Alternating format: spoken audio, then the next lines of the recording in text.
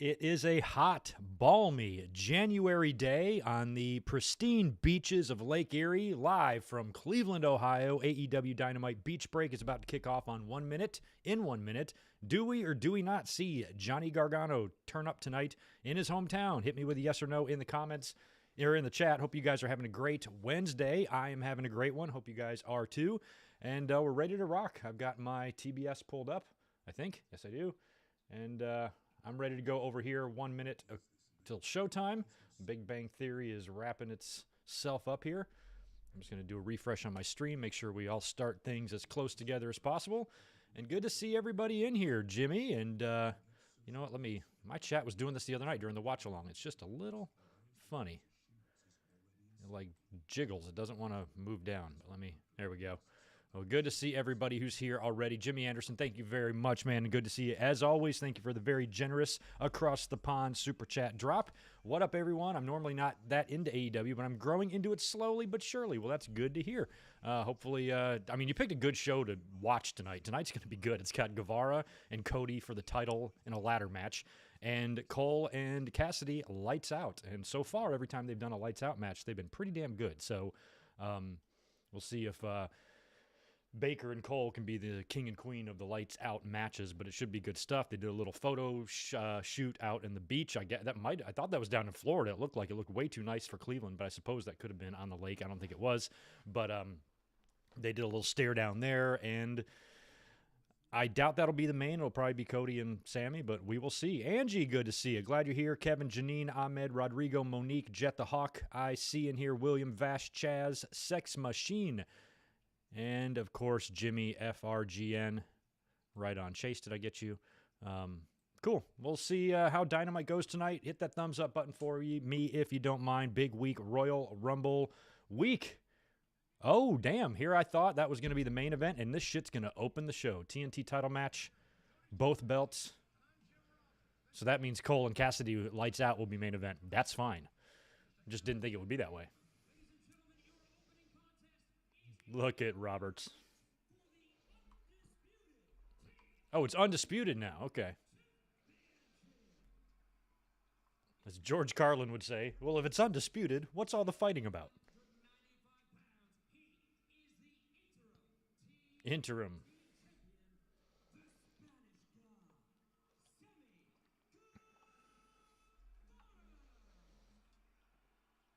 Yeah, they might have announced the ladder match starting the show. I didn't catch that on social media today.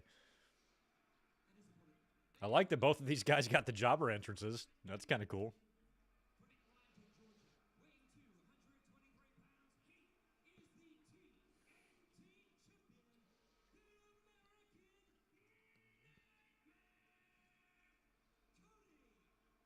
A lot of boos.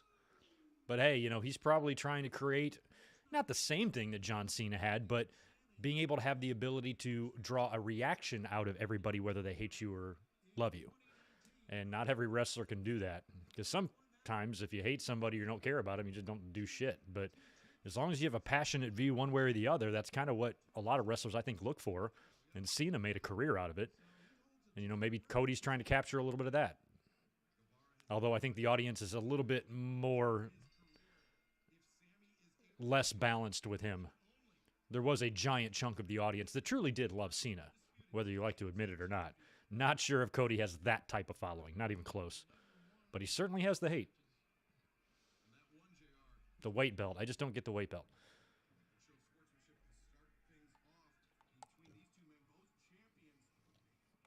Would Dan Lambert say it was a Transformers logo on his neck? It's actually kind of funny. No, it shouldn't always be undisputed. It should always be disputed. Because everybody who's a champion, the challengers dispute that. Say, no, I bet you I can be the champion. Let me fight you for it. It's always disputed. Undisputed suggests that nobody should ever fight again. So I kind of like Carlin's logic on it.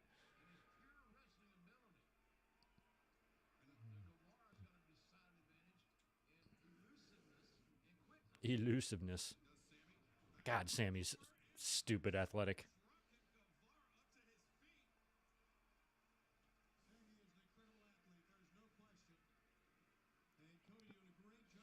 Oh, you're rooting for Cody, huh, JCS? I feel like he is. I can't imagine a scenario where Guevara wins. Still not sure of Cody's contract status. He was a free agent as of a couple of weeks ago. Not sure if that's been resolved or not. But if he's not signed a contract yet, you would think they wouldn't belt him. But who knows? Oh, appreciate that, Jimmy, and I'm glad you're off work tomorrow because I know you have to stay up very late to hang out with us. Jimmy is coming to us from Sweden.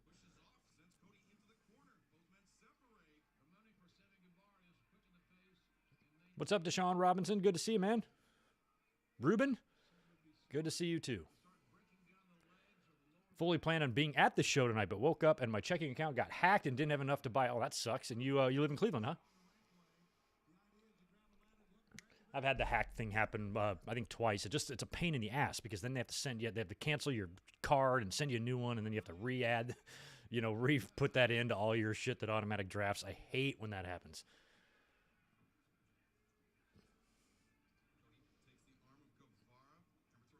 And sometimes they'll cancel your card just as a precaution when they don't even need to, and you still have to go through all that crap. God, Cody looks huge compared to Guevara.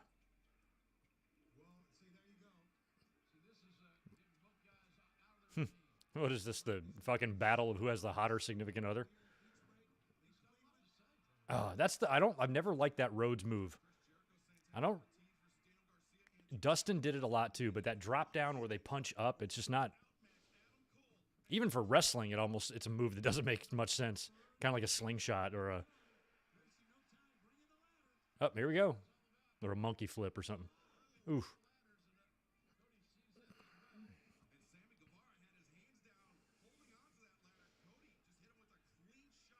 Yeah, I don't think he would really go anywhere. I think Cody's staying with AEW, and they probably understand that too. They're just taking their time on the details of the contract in terms of, I don't know, money or whatever. I have no idea, but you factor in all the rumors of Heat or Cody not getting along with the same people. Who knows? They should tap into it, though.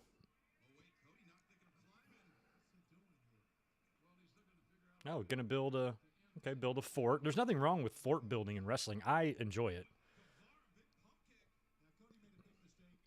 I always thought that Jon Moxley, when he was Dean Ambrose in WWE, he was a good fort builder. Damn, watch out, boys.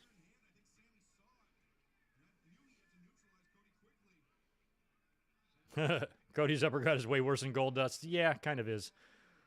Goldust had the advantage of the gloves and the outfit and made an extra smacking sound when he would throw the punch. So he had a little bit of an edge on Cody with that. But yeah, overall, just how he delivered the move, I think, was better. I agree.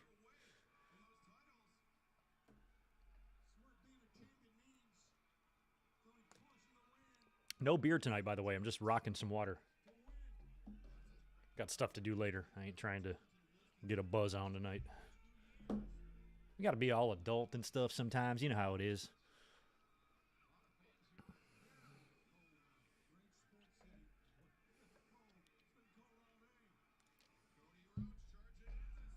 Wow.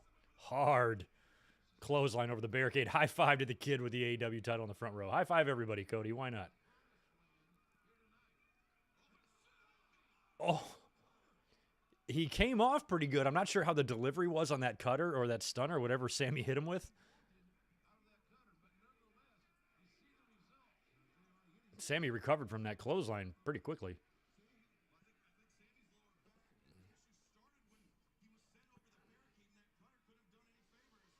I mean, you think with the Royal Rumble coming up this Saturday that AEW would want to bring out a debut tonight, to kind of eliminate that person maybe from Rumble contention. And I think tonight's a good night for Gargano, especially now that Cassidy and Cole are in the main event. That is going to play a role. Lights out, no rules. People are going to show up. Gargano's coming. I believe he's there.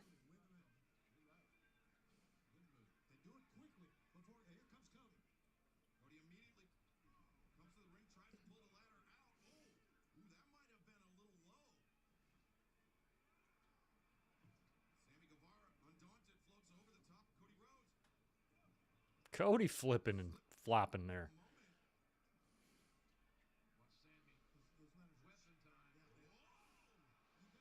How many inches height do you think Cody has on Sammy? That was a good ladder shot.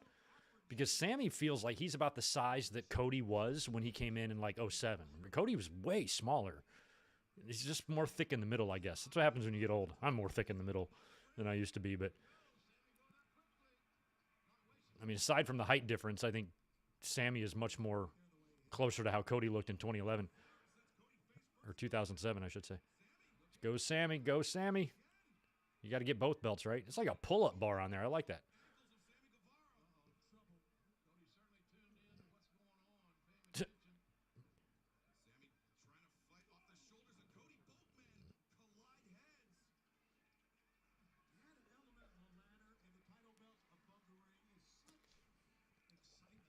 Oh, he wasn't on Twitch at all today? I got to get into that Twitch community. I don't know. I know so many people are on it. Every time I've navigated the site, it's a little bit much for me. I can't quite figure out if I like it or not, but we might start doing shit up there. I don't know.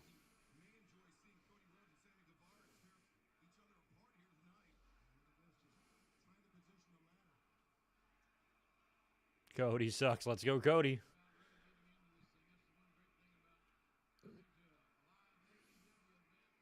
They are nowhere near those belts. Are they going for... Sammy's going to have to do a sunset flip or something on him. Or a superplex. Oh, could he do a suplex with Sammy's legs hitting the top of the belts or something? Wow. Wow. Oh, my God. I was just about to say, when he falls back, his legs could hit the belt. But imagine if they got tied up there and it, like, flipped Sammy around. He could have... That was insanity.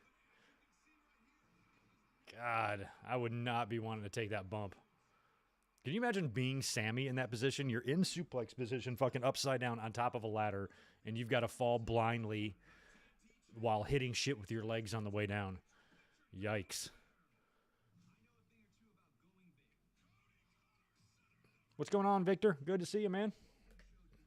Y'all smash that thumbs up button for me if you don't mind. Is Cody going to bleed? He might.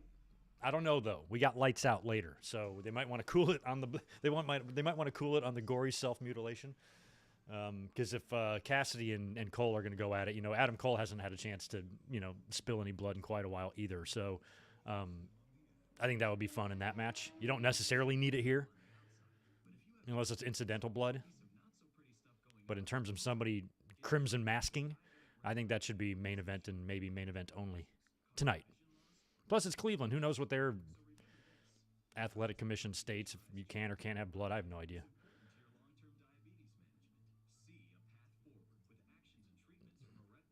Wardlow turning tonight. Probably not. But maybe. I feel like they might save that for the Punk MJF match, but I don't know. Yeah, the stream, when we're doing watch-alongs on cable, it's never going to be synced up. Even if we weren't doing the stream, I could be watching on a completely different service than you and shit like that. So sometimes my stuff will just be a full minute behind. So unlike the classic pay-per-views where we have the timer and we can all just follow along, this is a little different. So I'm currently on a commercial break, split screen with Cody, wearing out Sammy Guevara with the weight belt on the floor. That's where I'm at.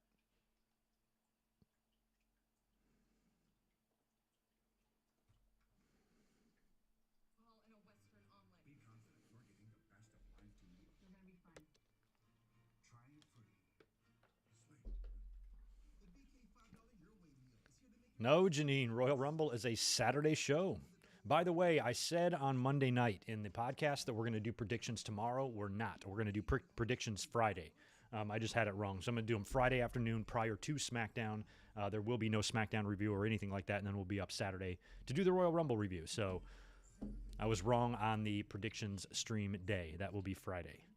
I still got to stick a link up for that and everything. Probably do it at 6 Eastern, 3 Pacific for me is when I'll knock out those predictions. It'll just be an hour long, if that.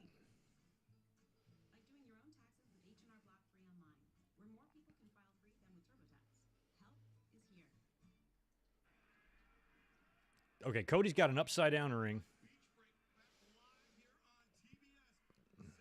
Oh, is he going to suplex him through the middle and it's going to close on him? Oh, that is super innovative. That had to hurt like shit. He's not even wearing any clothes. He probably pinched the hell out of himself. That was a good move. I like that. I've never seen that done before. Oh, God, could you imagine? I'm sure that's probably been done on the indie level. I've just never seen it. Oh, figure 4 him in the ladder.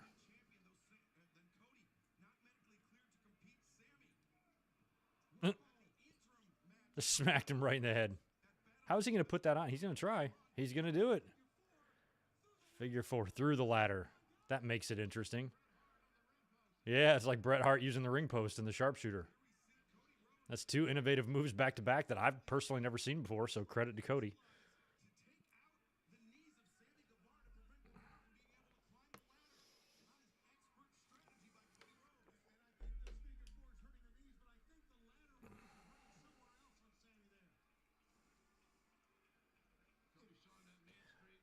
Eric, my extras, man, on Patreon suck. I mean, you get a Twitter follow. I plug you and shout you out in weekly podcasts. And you've got the opportunity to sponsor some videos and things like that. But I've got a weak-ass Patreon page. I've always intended on growing it, provided that the Patreon page grows. But it's hard for me to really produce exclusive content for 34 people. You know, like I would need a bigger audience to start doing like maybe exclusive stuff for Patreon only. So I need to get better at that. But the channel has not had a good year. So we're evaluating in 2022 and see what we're going to do with the future here and how much we need to change and what we need to do. Yeah, Sammy really did. Yes, Cody's using his strength, experience.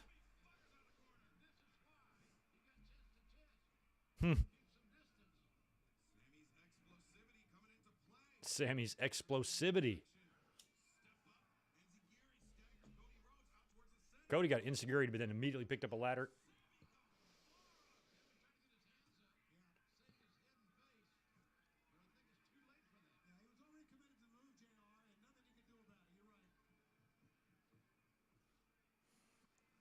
I don't know what Sammy would do in WWE. I have no idea. I don't even want to think about it. Feels like he'd be great in NXT or something, but the way WWE is structured, it's not really designed for Sami Zayn or Sammy Guevara to be main eventing WrestleMania against Roman Reigns, you know? A guy like Sammy I'd prefer to have here because at least I know he's going to be in like awesome kick-ass matches like this. You know, not that he can't have a banger or two on SmackDown or something. It's just not the same. You know how it's done over there.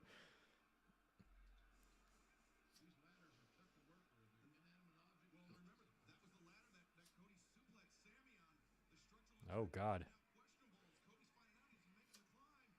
Sammy's going to try to head him off here. Oh, my God. That is the damnedest thing I've ever seen. Holy shit, that was executed to perfection. Leapfrog, top of the ladder, cutter to Cody, who's on the top of the other ladder. Holy fucking Jesus, man. Yeah, Lambert, yeah, it's even impressive to you, huh?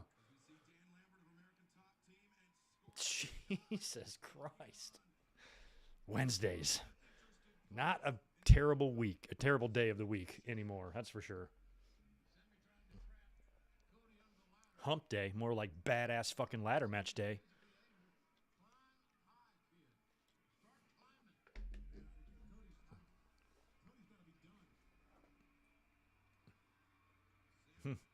Oh, God. Ooh. Oh, Sammy came off hard. Yeah, Rodrigo, I mean, you kind of probably write that down as a joke, but it's probably true.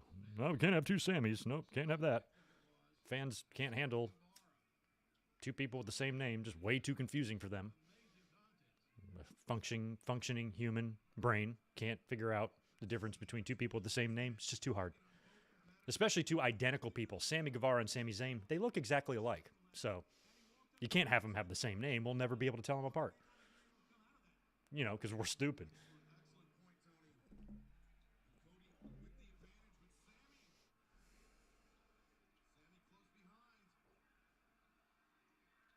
I didn't catch Arn out there till just now.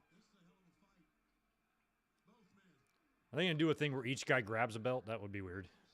Because if you notice, both belts are far apart, hanging up there. Do you think they go with that finish? Crossroads. Oh, my God. Oh, my God. That was a crossroads from about 3/4 of the way up the ladder. How do you not break anything? The way his arm came down? I mean, Sammy saved his neck and face, but man, how he didn't Ray Phoenix's elbow just there, right there, I have no idea. What's made this match so good is they've been able to pull off these high spots to perfection. I mean, unreal.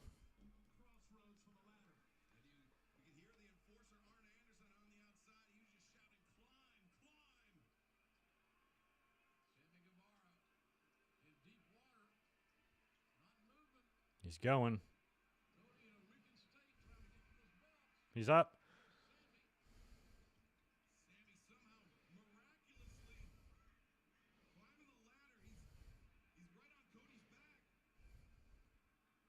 Oh, see, there they go. They got... Oh, my God, they're both hanging. Yeah, do a couple chin-ups. Oh, nope, they're both down. Wow.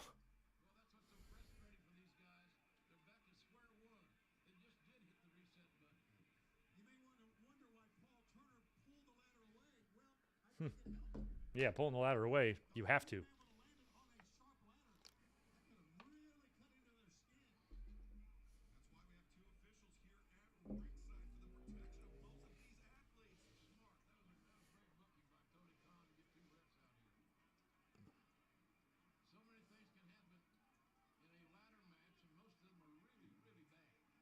There's a lot of things that can happen in a ladder match, and most of them are really, really bad. That's why we love Jim Ross. Oh, right on, Michael. You can spend your birthday with us. Whenever that might be. Oof.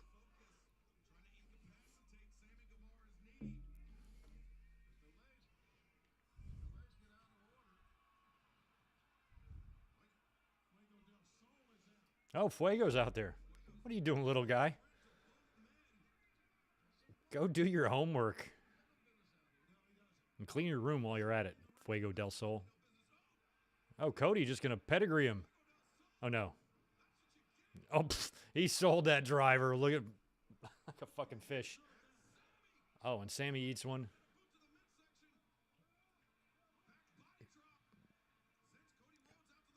Oh, wow. Big dive onto Cody. Well, Sammy's midsection doesn't look too cut up or pinched from what happened on the ladder. Wow, God. You see Cody's face. He caught that GTS or GTH. What the fuck is it? GTFH. He caught it right in the mush. Oh, my God. This is an entertaining-ass ladder match. Oh, now you got the 15-footer coming out. Right on, February 23rd, Michael. I got a lot of February birthdays in my family. My niece is the 10th. My niece is the 10th. My mom is the 12th. My sister is the 15th. And my girlfriend is the 19th. How cool is that? And Michael is the 23rd. Just piling it on. And my best childhood friend from back home is the 18th. Oh, Jesus. So we got Cody bridged on that early bridge that he made earlier on by the ring post and the barricade. Now Sammy's got the other ladder. And he looks like he's going for a dive.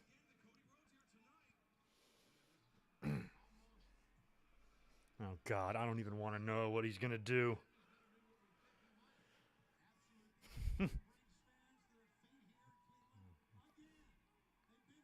Be easy, Sammy. Oh, yeah, you're doing the thing. Why not? Shawn, a little ode to Shawn Michaels, maybe. Is he gonna shooting star? Or is he gonna 450? Or is he gonna... Oh. Oh! Oh! Oh, God.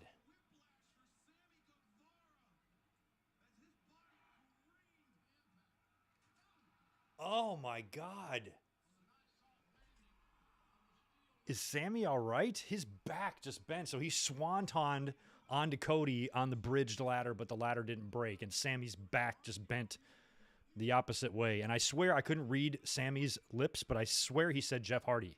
He kind of did the Sean thing, but then he swantoned off like an ode to Sean and Jeff, who I'm sure were both inspirations to him. And he's up first? Cody's got to be wrecked, too. Completely wrecked. Right, Ruben, please gimmick your ladders. I thought the ladder was gimmicked. I was expecting it to break like WWE's painted wooden ladders or fiberglass ladders or whatever they are. God, look at Cody's back. Motherfucker's been burned.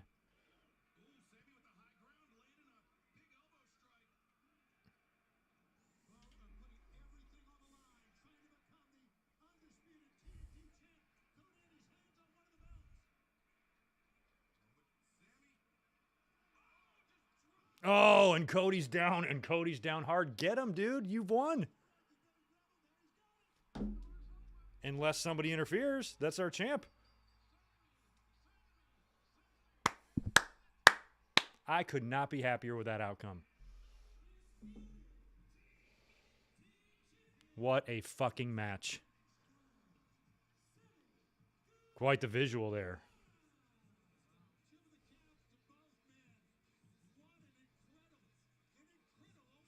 Extreme.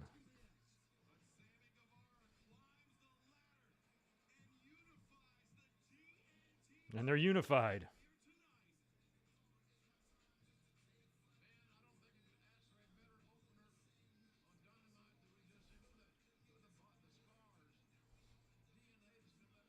Incredible.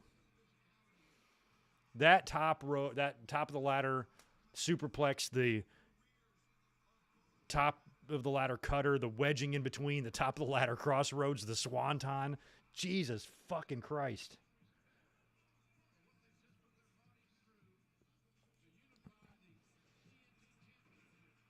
That was 10 times better than I thought the match would be. I mean, they're awesome and everything. I enjoy both of their works, but I just wasn't expecting that. That was a all-out double or nothing effort, I think.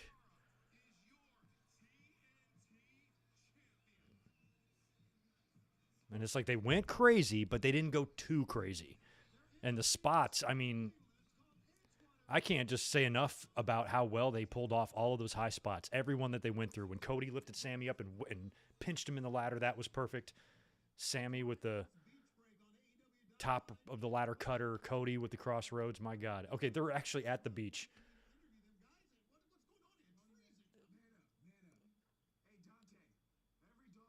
Look at how cold. I would be dying out there. I could not live there. Just looking at that is making my teeth rattle.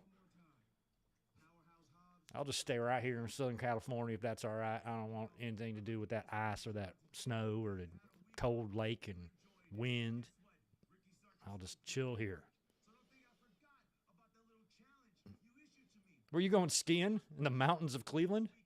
Ricky Starks? Look at Tony freezing his nutsack completely off.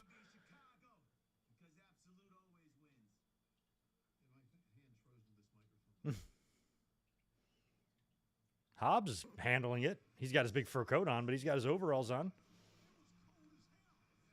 Tony showing so it was cold as hell. All right, here comes Wardlow with yet another Dynamite squasher. Oh, check out Sean Spears' shirt. Just swing it instead of just bring it.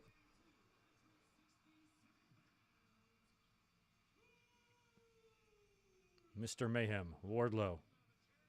I didn't even read the story about, I just saw some shit, smatterings online about WWE maybe having some interest in Wardlow, but didn't catch the details on that. But only because I'm like, well, yeah, duh, look at him. Like, I've already said that about the dude. I'm like, how did somebody said he had a tryout with him or something. I'm like, how the hell did that guy pass through them and they let him slip through their fingers? He looks just like Roman Reigns. What does Roman have physically that Wardlow doesn't have? ring work and promos and stuff, I'm sure, are much better on Roman's side. But in terms of just the overall shell, Wardlow's a pretty impressive dude. Who are these guys? It's like little Finn Balor Jr. and Ricochet Jr.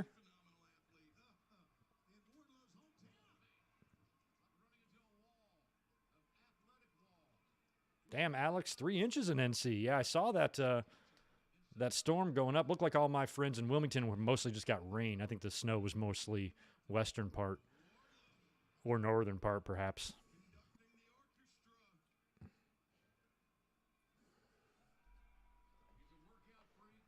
He's a workout freak.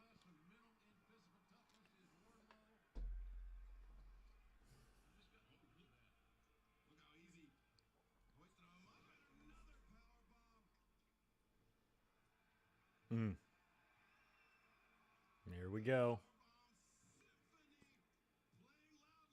I like that they're booking him in handicap matches. Why not? He's getting the Ryback match here.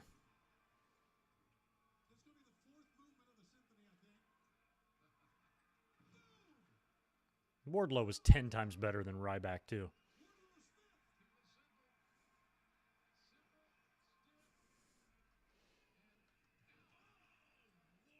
Eric, I owe you a thank you in 1 second after Wardlow pins these guys.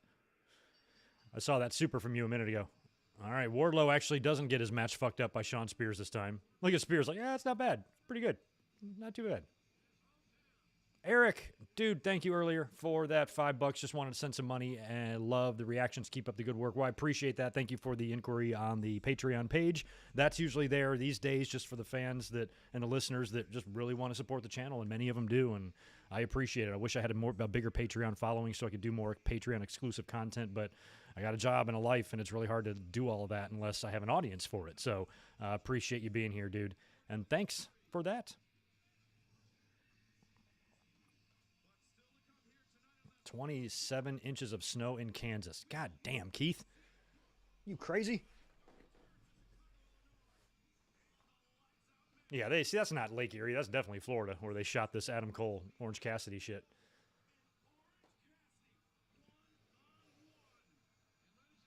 Lights out match. All right, we're getting this crazy one. Jericho and Santana and Ortiz, they seem to have a little bit of trouble here. I can't imagine Garcia and 2.0 being the ones to actually break up the inner circle, but it might happen. Yes, C-Mac, that's going to be match 2 of the night. The trio's coming up. No, match 3. Wardlow was match 2.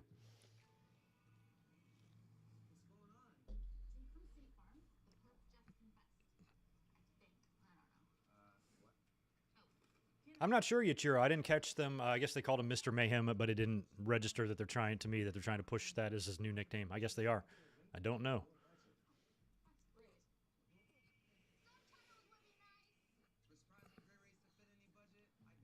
Oh, cool, Crash. Yeah, I remember my early memories of being a kid. I was born in Pontiac and living in Detroit and going to school up until 5th grade, man. We would have feet of snow on the ground, but when you live up there, you're just used to it. I have friends that think 55 degrees is hot, because they're used to being like, where me, 55 is about as cold as it fucking gets here, especially during the day.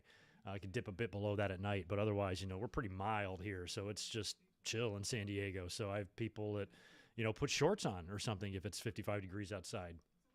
So I just couldn't handle it. I hate chapped lips. I don't have the greatest circulation, so I always get really, really cold fingers and toes. And I'm just not built for cold. People live in the cold are tough.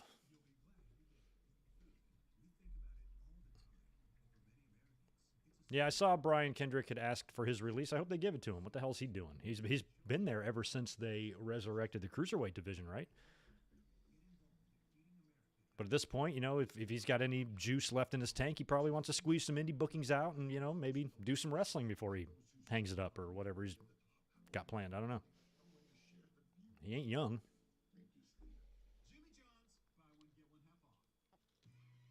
I've only been to Jimmy John's one time. That was in Chicago. Took my dad there for his 75th birthday, and there was a Jimmy John's across from the hotel where we stayed. It's the only time I ever had a Jimmy John's.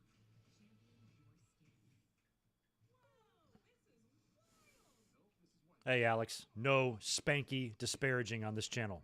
It's like rule number 4.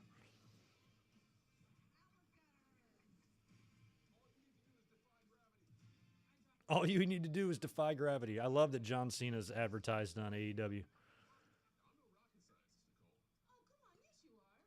Been talking Cena. What do you think? Any chance of seeing Cena on Saturday? What if he won?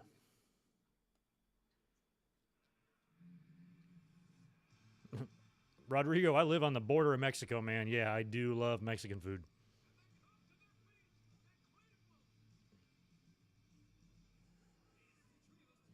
A lot of my kitchen guys at my restaurant are from Mexico, and many of them moved here from there. And man, when they whip up shit in the kitchen, like for us to eat, not only is it so good, but it's so ridiculously spicy.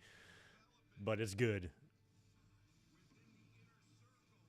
Like I want to eat a tamale out of the back of a truck, like in Mexico. Like that's the type of like Mexican food I want, and these guys can make that.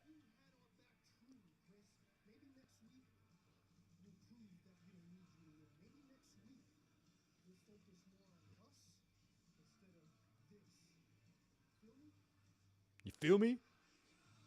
Yeah, I think Santana and Ortiz, Proud and Powerful, is getting a little sick of Jericho. A lot of people felt like their run in AEW has been underwhelming because they've never really gotten a tag title program or anything. They've done a few things. They did the best friend stuff and shit like that, and they've had some moments, but felt like they were a team that should have been top contenders right from the minute they got there, and they never really were.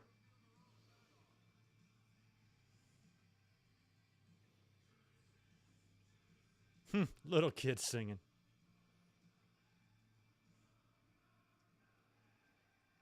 It's so funny how a song can get worn out. All I see now about Judas is people criticizing it. Oh, they sing the stupid song, or the song is stupid.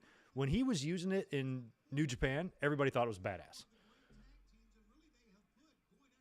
But now it's just kind of played itself out. Now all of a sudden the song's not good and all that. Well, it rocked 4 years ago.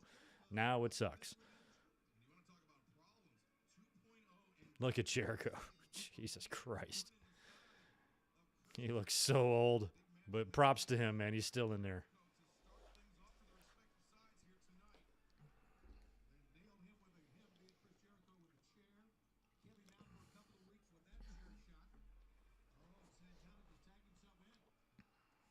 Ooh.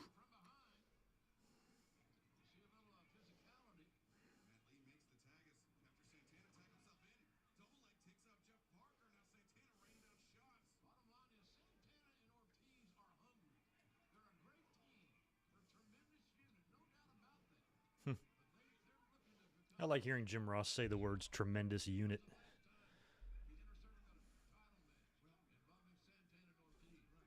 Ooh, Keith, Cena and Lashley at Mania.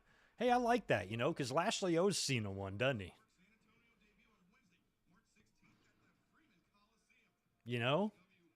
Lashley beats Brock, maybe with help from Roman Reigns or a turn from Paul Heyman. Cena wins the Rumble. Cena and Lashley for the title. Lashley wins.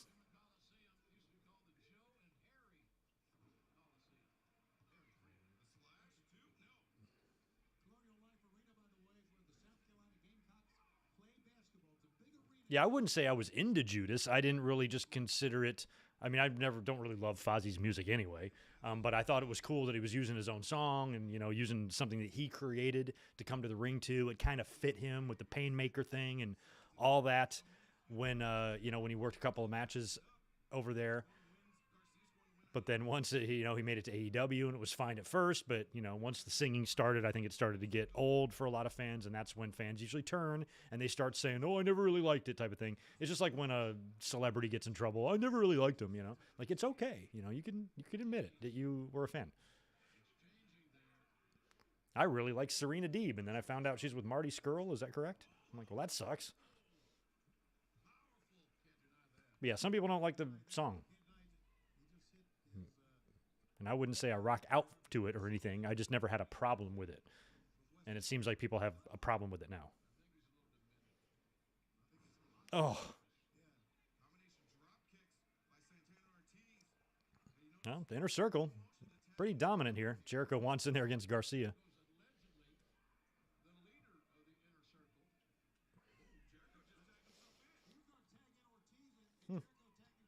All right, so we got some little dissension there within the circle.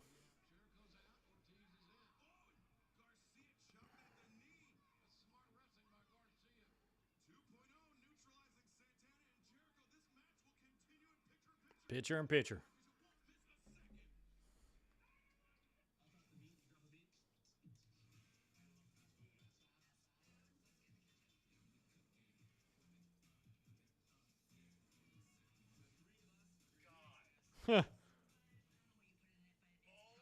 who tweeted that?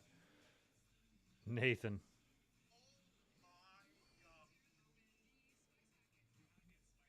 Nathan has tweeted my reaction to one of those spots. That's pretty funny. Thanks for that, Nathan.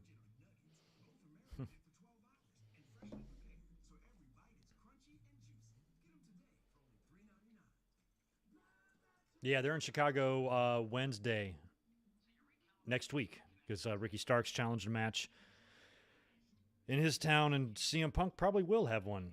Who's he going to face? Are they going to be at the normal arena that they usually do when they do Chicago? They're not at United Center, right? They're probably the other one. Not where WWE runs, but the other one.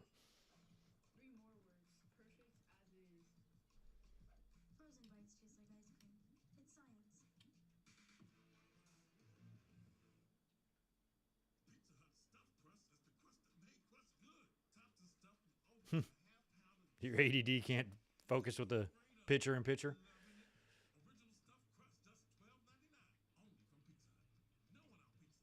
What is it? You have I have what is it called? I have OCC ADD. No wait. OCD ADD. It means that I'm ADD OCC. It means I'm constantly changing what I'm completely obsessed with. Something like that.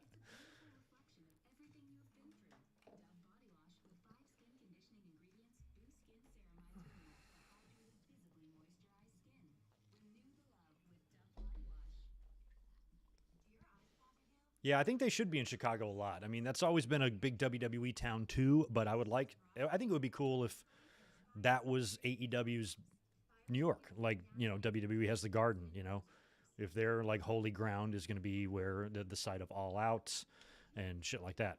That's why I've been a big proponent of they should make the United Center their MSG. Like when they sold that out for Punk, like all those All Outs, they'll sell out the United Center every year for that as long as the company stays like this. No problem.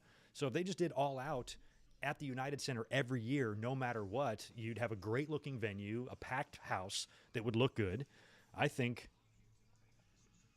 that would be the perfect thing to do. You'd open up more seats, you could have more people there. But I don't know if that's the plan or not. It doesn't look like it is. Jesse, I think Bianca's an awesome pick to win the Rumble again back-to-back because I don't know how you don't do Bianca and Becky at WrestleMania. The only hurdle that would, I think, cost Bianca that opportunity would be Ronda Rousey coming in. Thanks for 5 more, Eric. Do you think Cole is being held back in AEW? No, not at all.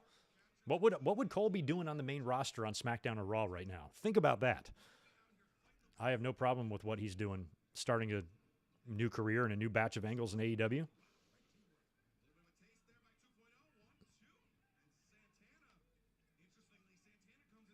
And plus, I think there's going to be so much more story to be told with Adam Cole as well.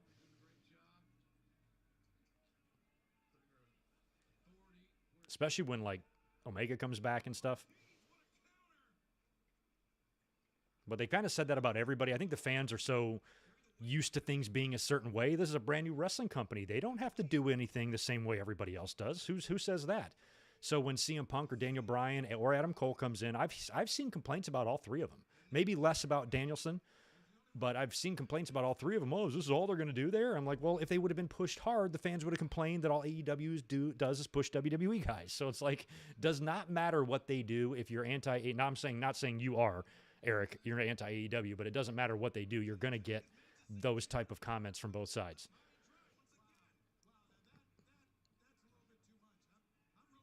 But, I mean, Adam Cole not challenging for TNT or world title yet, to a lot of people translates into him being held back or not doing enough. I don't believe that. I think he's doing just fine. He's been featured enough for me. It's not like he's been held back or, kept off TV.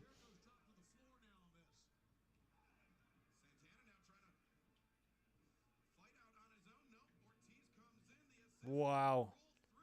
Double stunner. Did Jericho didn't leave in frustration, did he? There was a little bit more. Yeah, he's looking at these guys now.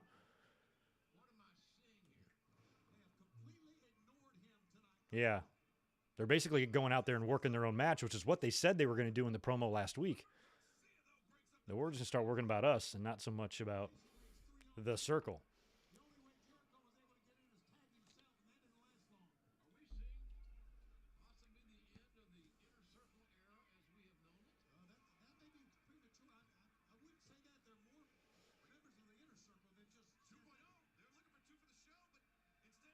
Oof.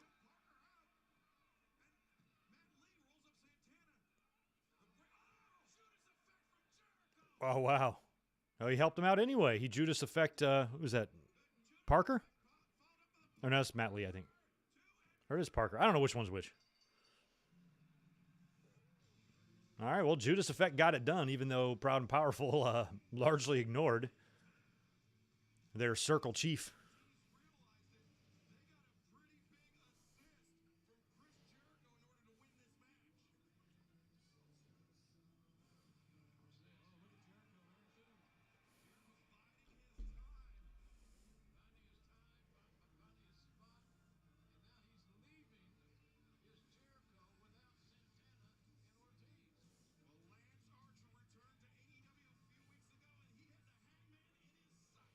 Yeah, well, too, Eric, sometimes holding patterns are what you need, I mean, it's not like he's been there that long. He's only been there a few months. I mean, it can be a whole year before he even challenges for a title, and I'd be fine with that. So I kind of have a different mentality when I view AEW because it's a different wrestling company. There is no right way to do things just because we're used to WWE shit, And you got to remember, too, there's a lot that goes into bringing in guys. We've seen that back in WCW days. You heard so many stories about guys coming in, disrupting locker room, morale and flow. It's a very delicate kind of balance.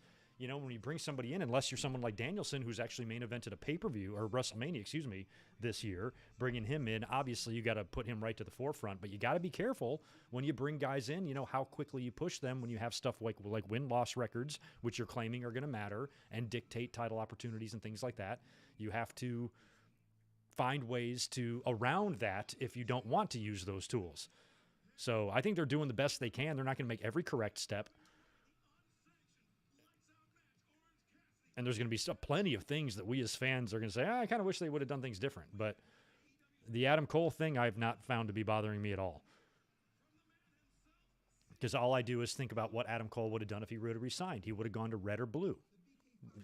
Do you think anything dumb fucking shit Adam Cole would be doing on SmackDown, messing around with Madcap Moss and Baron Corbin would be any better, than him just having probably a kick-ass main event? And think about that, too. He's main eventing a Dynamite tonight. It's not like, it ain't like he's back there in the back eating salad every week. He's not Brian Cage. He hasn't disappeared off of the face of the earth. He's there. He's going to be, provided he's healthy, he will be featured on TV every week on one show or the other or both. And that's the way they've been using him. So I don't view that as being misused or held back or anything like that. I view that as that's AEW's way of using him right now. So we'll see where it goes.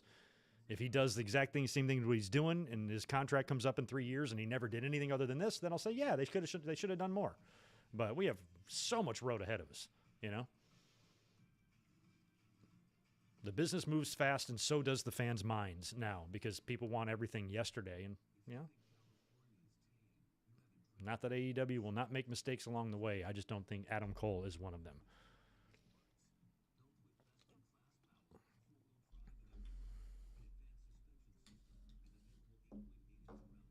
Plus, from what we can understand, there's not going to be too much that's going to hold Adam Cole back. I've never heard anybody say a shithead thing about him. I've never heard anybody say, that guy's a prick. Adam Cole is well-liked. He's professional. He left on good terms with WWE. He kept everything good there. He didn't come over here bitter or anything like that. He always seems to have a good attitude, a good outlook. He's a good wrestler. And he's not a jerk-off. So that won't go unnoticed. WWE loved him.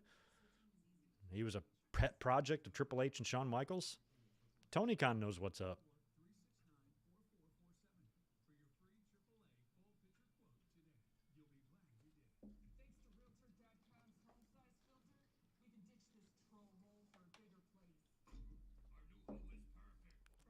No, I do not trust WWE with Roderick Strong on the main roster, and I have no idea what he would do there. I honestly don't care.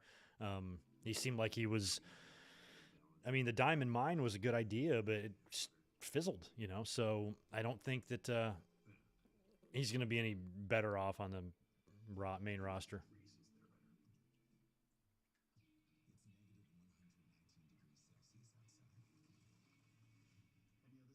Oh, I did see. I thought that was just a recap. Thank you. So they actually announced Page and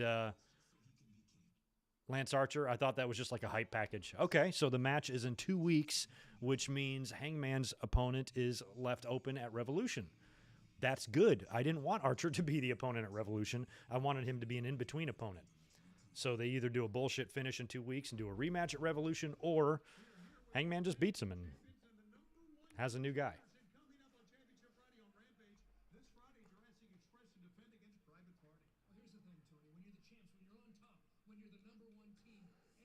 Matt Hardy and Christian. So cool. Yeah, Cole might challenge Hangman at Revolution. Thanks for the $2, Marcus.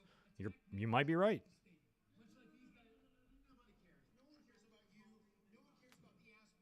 Mm-hmm. No one cares about you. No one cares about the Ass Boys.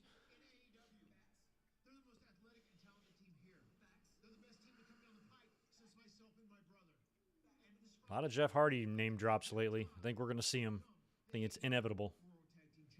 Texas Death Match for the title. That's awesome. Yeah, Hangman's winning that.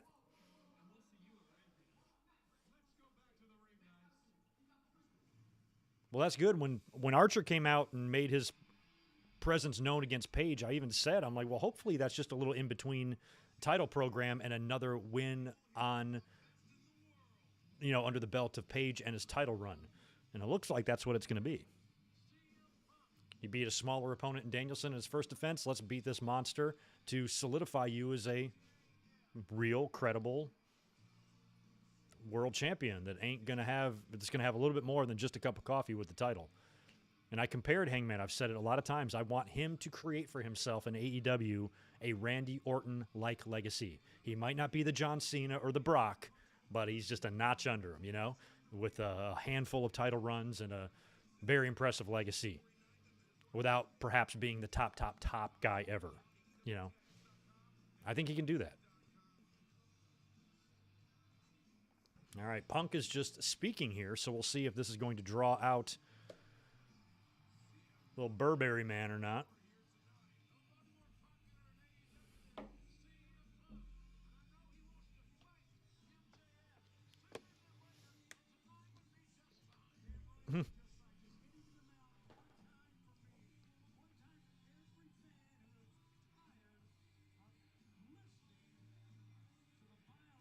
It is weird why this is even called Beach Break. I was thinking that the arena would have a beach theme, like a fucking palm tree or something.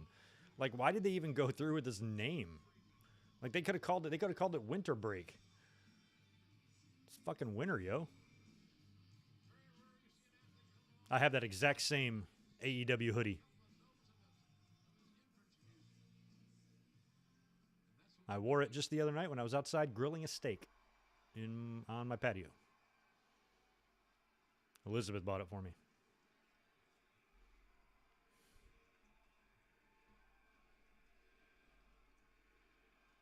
I'm actually wearing it on my home screen of my phone. See? AEW. Yes, it's only 5:53 here. Cleveland. Chicago and Cleveland aren't exactly friends. Damn, Punk, you're missing some teeth on the side like I am. I got one missing way back. And I never wore my retainer on my bottom teeth. And I got one all jagged.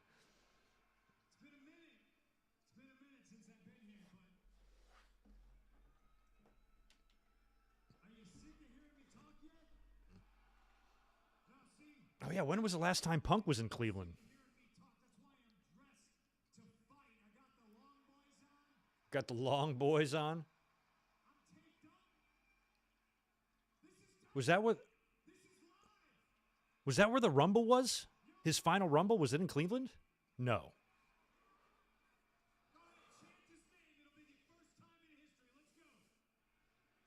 It'll be the first time in history. They are chanting his name. Yeah, that's cool. They own the trademark for Beach Break, but do it in June.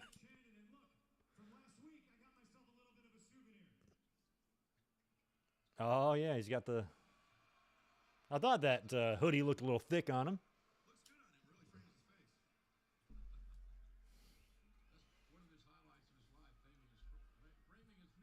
No kidding. Okay, so that it was. Okay, Raw was in Cleveland. Okay.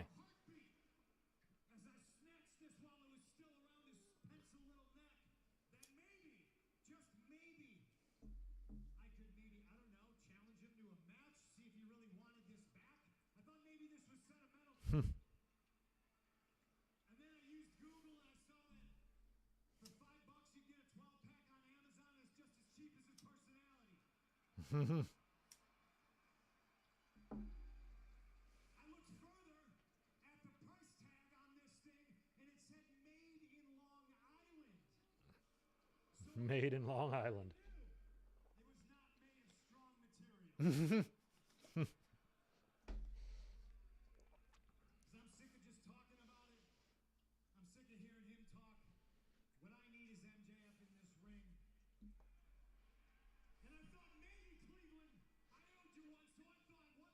Maybe Cleveland, I owed you one. I like it. I like it.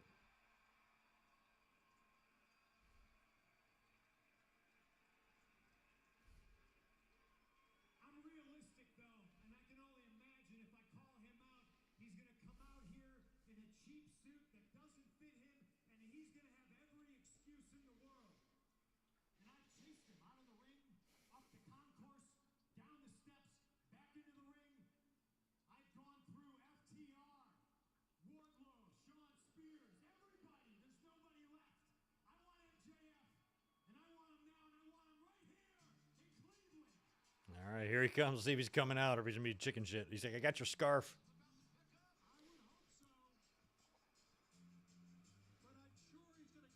I say, watch your back, CM Punk. He's probably up in the stands. He's probably hanging out with Dan Lambert. Oh, no, here he is. Oh, he's got a new scarf. He bought, well, because he got the 12-pack on Amazon, so that means he has like 11 more. Cut his crappy YouTube royalty-free music. Oh, there is surfboards back there. I didn't even see that. Okay, there's a surfboard and a video screen of a beach. Okay, good job, AEW. At least you tried. It's no Halloween Havoc set, but it'll do. I didn't even see the surfboards.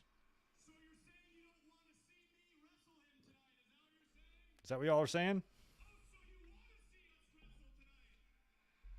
Well, too bad.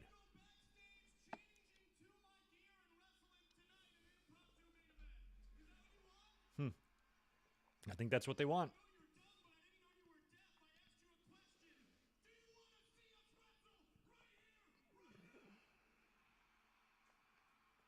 I think so. Okay, no.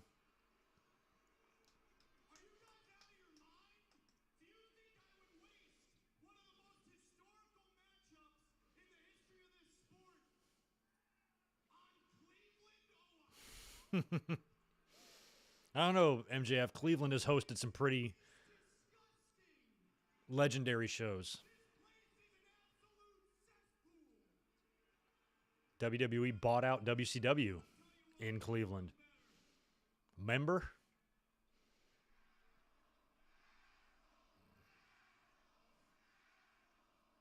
I don't know how good your hearing is, but you got about 25,000 people calling you an asshole. That's what Punk should have said. He's not going to wrestle him in Chicago. You out of your fucking mind?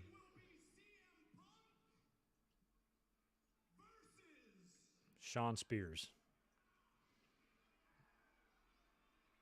Hell, they should book this match for the main event next week, but it's got to be Revolution. Oh, MJF. No. But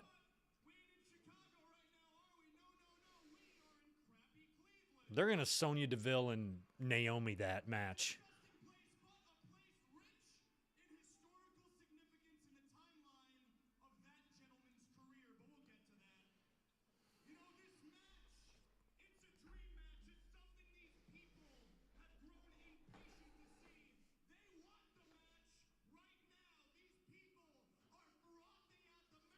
We're not frothing that much, but we do want to. Oh, sorry.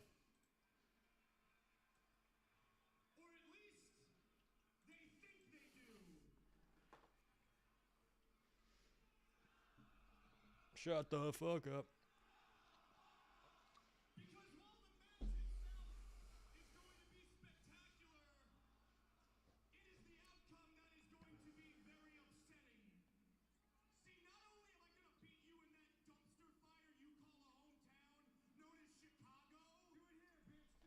Do it here, bitch.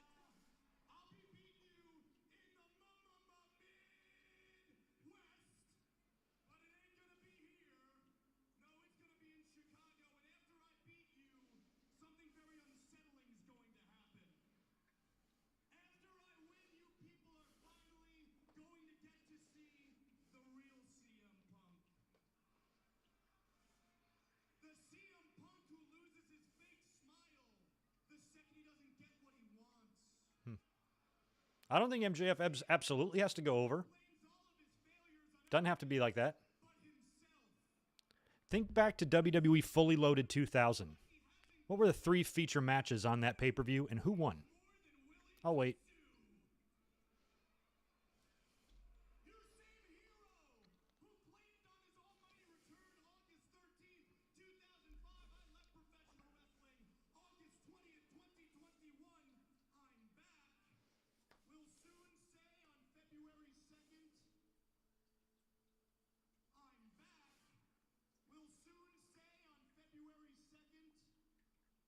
Oh, my stream is fucking up. Come on, I'm missing his line. Can't not hear MJF talk. All right, well, I missed his line there. I got to hit a refresh here.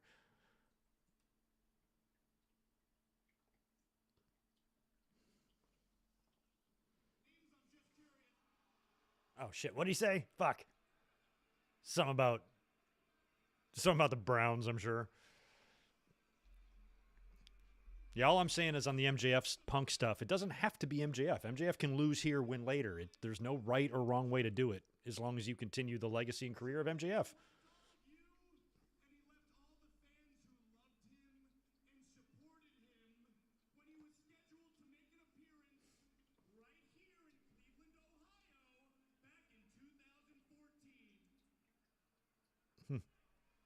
Oh, now he's bringing it up.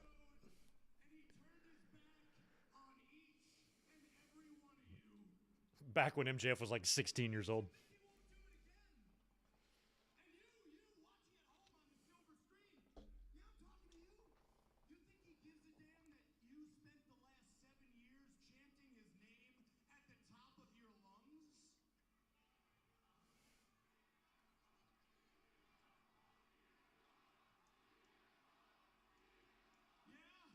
It's a good promo from both guys. I'm liking the whole segment.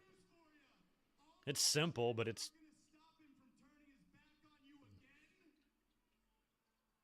Hell yeah, Knox. Glad you're here, man.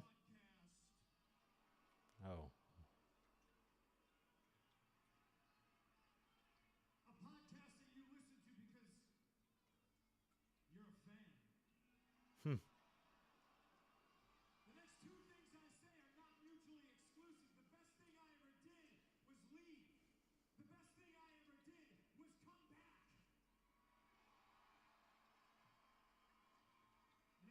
Kind of a little mention to Colt Cabana's podcast there, too.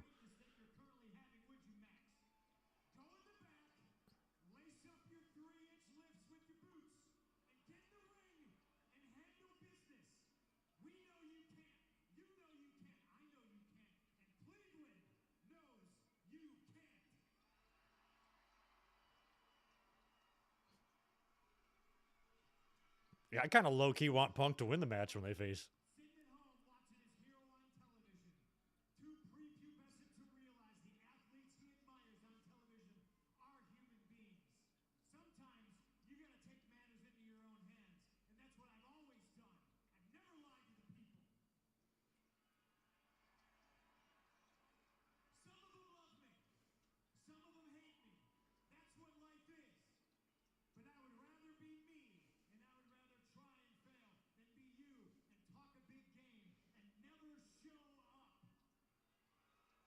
Punk's doing much better in this. He's not being owned like he was in that first initial outing.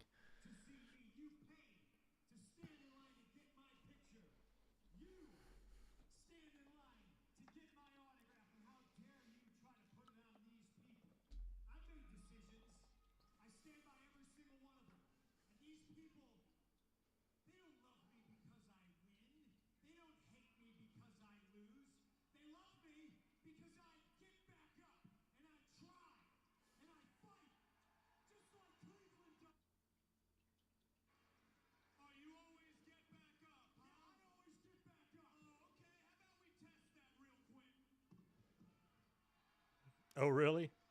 Who's coming? FTR's coming. They're all coming. Well, Punk doesn't have a pinnacle. Where's your pinnacle, Punk? I only see one pinnacle. Where's your LeBaron, Freddie?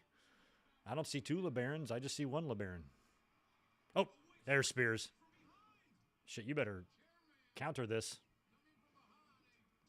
My wife's hotter. No, my wife's hotter. No, my wife's hotter.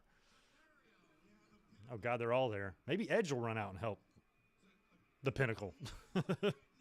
He ain't going to help Punk. He's going to help his friends. Oh, Jesus Christ.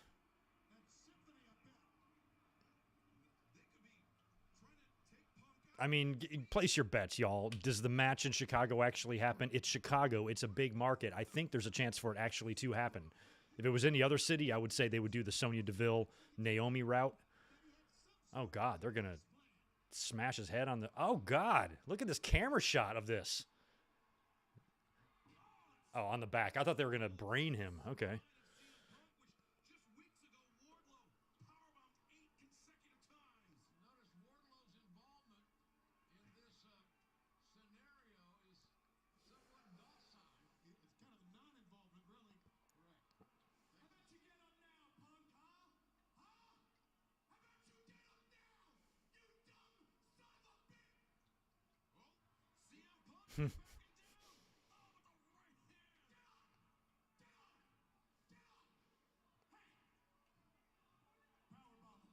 Powerbomb on Wardlow.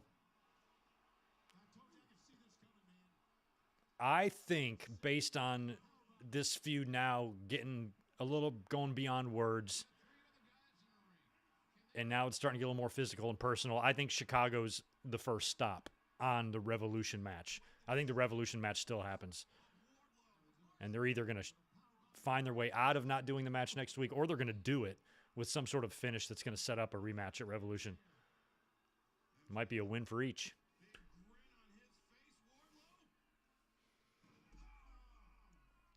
Maybe Punk wins next week to get some revenge, but maybe it's because Wardlow fucks up again or something, and then MJF demands a rematch at Revolution and wins that. Maybe.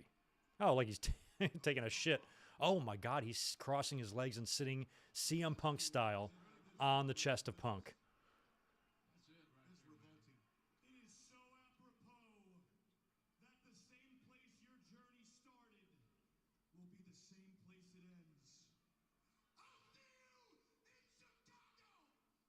I would be like, will you get off me? I can't fucking breathe. Jeez, that was a good segment. I enjoyed all of that. Oh. Oh. That shouldn't affect the stream, but I gotta delete something. Let's delete this.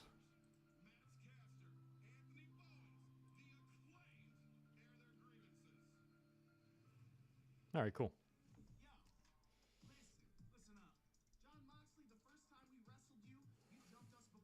The Acclaimed. The next time we saw you, you jumped me after my match. You're so reckless, Mox. And now you're back, and everyone's happy. And so are we, because this Friday on Rampage, Anthony Bowens is going to beat you. Oh, Bowens and Mox on Friday. Okay.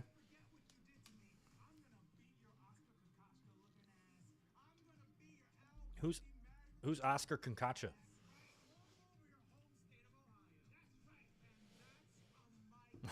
You thought MJF was going to hit Punk with a Cleveland steamer? He almost did. Yikes.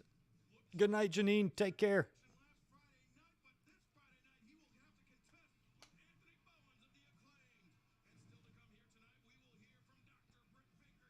Yeah, Sting and Darby should have came out to help Punk. Somebody should have.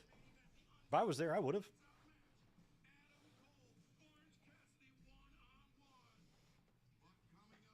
Can you imagine like going out there and shooting that at the beach and like people who are just out there walking on the beach are like, what the fuck is going on?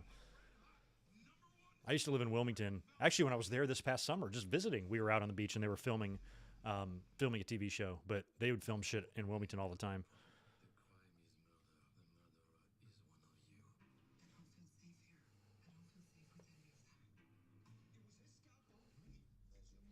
I don't know what movie this is. You know what movie I watched last night for the first time ever? I was almost like ashamed that I haven't seen this movie before. Jackie Brown. Never saw it. Seen all of Tarantino flicks, or most of them. Still missing a few, but that one is a 90s one, and I never saw it. I loved it. It was awesome. I always heard good things. Fucking awesome soundtrack.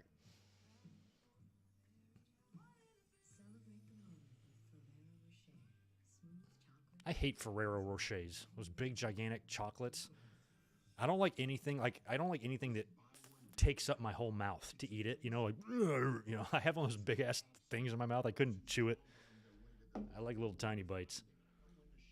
I struggle with sushi too. I like to eat sushi, but if I'm eating like a roll, like it's hard. I don't like putting the whole damn thing in my mouth. I just don't like having a mouthful of food. It's a weird thing to talk about on a stream, I know, but that commercial made me think of it. And sometimes I like to clue you guys in on good mic work fun facts. And that's one of them. I ain't trying to have a mouthful of food.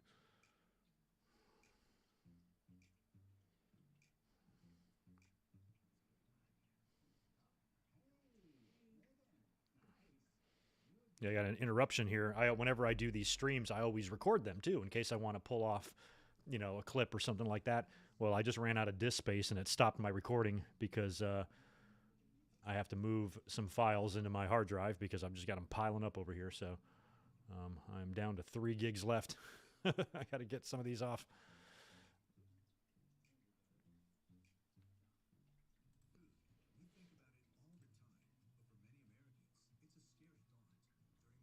Yeah, I knew there was a "that's what she said" in there somewhere. Oh, yeah, my friends in Wilmington, Alex, were hit with that hurricane hard. My best friend lives up in Hampstead, and they were, her and her family were stuck. They had to go to Winston-Salem and couldn't get back because all the roads were washed away. And I went through about 4 no, maybe that more than that. I'd probably say 5 hurricanes I went through in Wilmington during my time there. Significant ones.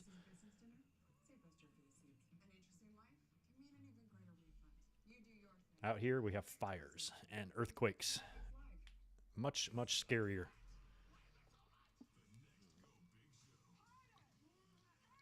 Who's jump roping Cody?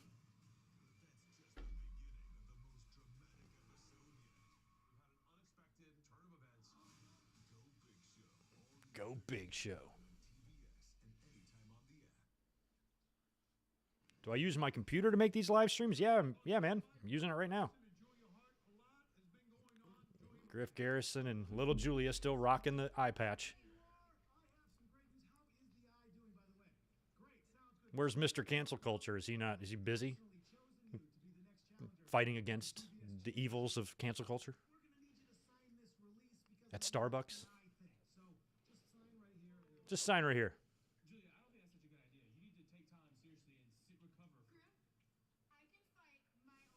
Yeah, Griff. Yeah, Griff. Just because you have hair like that, you think you can say whatever you want? Julia, kiddo, I think you might have made a mistake. But you know what? It's your life. It's your eye patch. Do whatever you want.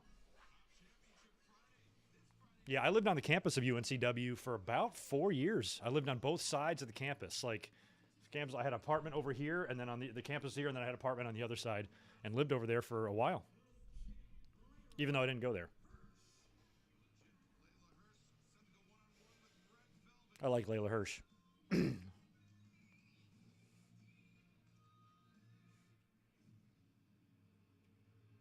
She's so strong. I mean, I don't know what her official height is on Layla.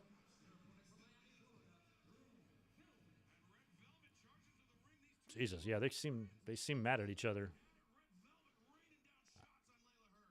I think Layla should just be able to grind her into the ground pretty easily. There she goes. She's already got her leg.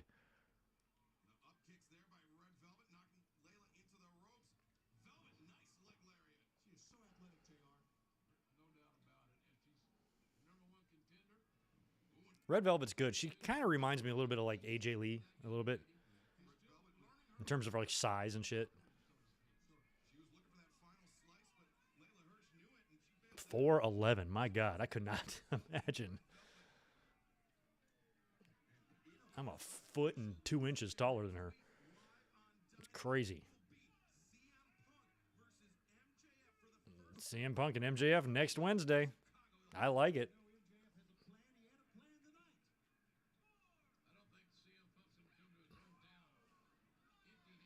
Ooh, tying an eye behind your back?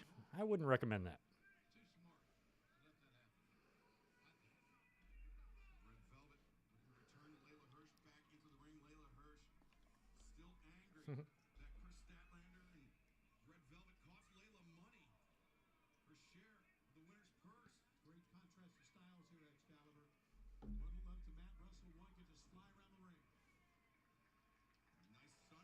Yeah, I like Layla just because of her kind of her amateur wrestling background.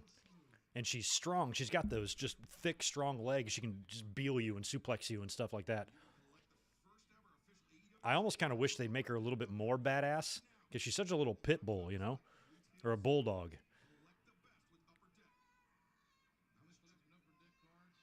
I feel like she could be like a female Taz, you know, because Taz was little and stocky, but he could toss you around and be tough as shit.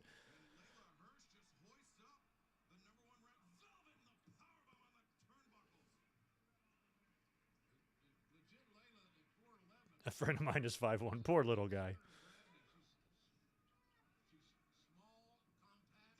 Oof.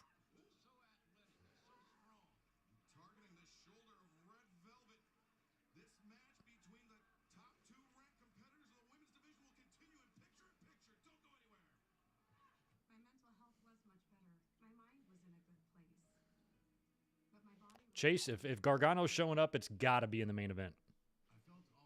There's going to be a lot of things going on. What's going to be going on, do you ask? Things. But with O'Reilly and Fish floating around and all them best friends and a fucking alien, something's going to happen. I put this on Twitter today, too. One interesting dynamic this time around with wrestling competition that's different than last time during WWE and WCW's war is women's wrestling. You know, women's wrestling wasn't really a thing. And if it was very seldomly used back when WWE and WCW were at each other's throats. And if women's wrestling would have been bigger back then, I wonder how many cross-promotion couples we would have had. Because you see now, like if Gargano shows up, that's going to add another one. We got Zelina and Aleister Black, and we did have Miro and Lana for a while there, and we had Britt Baker and Adam Cole for a while. And I know there's other ones that exist right now. Cedric Alexander and Big Swole was going on for a while. But she's not in AEW anymore. But there's a lot of cross-promotional couples, maybe even more than I'm even aware of. And I just think that's an interesting dynamic that you didn't see last time around when there was competition. You used to have siblings. You know, the Road Dogg had the Armstrongs in WCW and Dustin and Dusty. And there was fathers and sons, and there were siblings working for the competition, but never any couples. I think the closest thing we had to that was Shawn and the Nitro Girl that he married. But you didn't have that dynamic before. So I'm just curious. I'm like, would Vince, I'm just trying to think of 1990s Vince. Would that Vince McMahon, somebody that was a little bit more on the ropes with his competition, now he's much more in control. He probably cares about shit a lot less. But back in those days, would he have been cool with talent dating the other competition? Not that he has a say in it unless he actually physically writes it in the contract, which I don't know if you can do that. You probably can. But I'm curious, like I just knowing Vince the way we did back then, I can't see him letting that fly. You know, it seems like he would have had some policy. You can't date somebody from WCW, which means they'd have to go around everybody's back, and then fans would spot him. Say, I saw Sensational Sherry and Bam Bam Bigelow at IHOP. I don't know. Definitely adds a new dynamic that we didn't have last time that we had competition.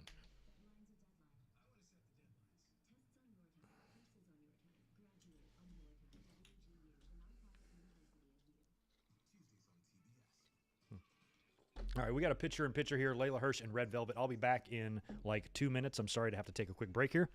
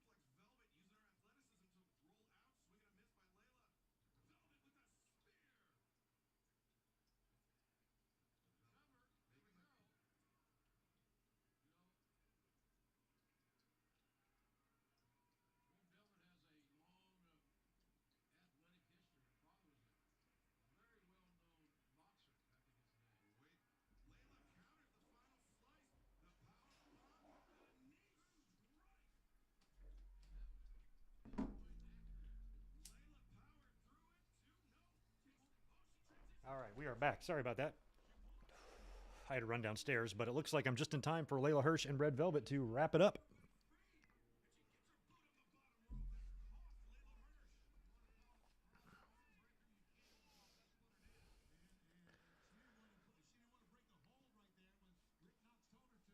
Layla's mad at Knox.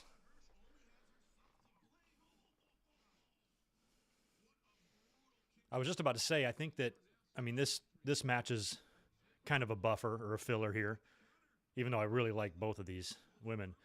But I have a feeling I'm going to predict a pretty decent rating for tomorrow when the ratings come out. I think they'll at least just hold what they've been doing at 1 million. I can't think with that Cody Rhodes and Sammy Guevara opener and what we're going to see in the main event. I can't. Oh, and Layla held the tights to get the win. I can't imagine them dipping below 1 million. And if they do, I can't imagine them dipping very far below 1 million. It's going to have to be right there. I think they're going to pull in a strong rating.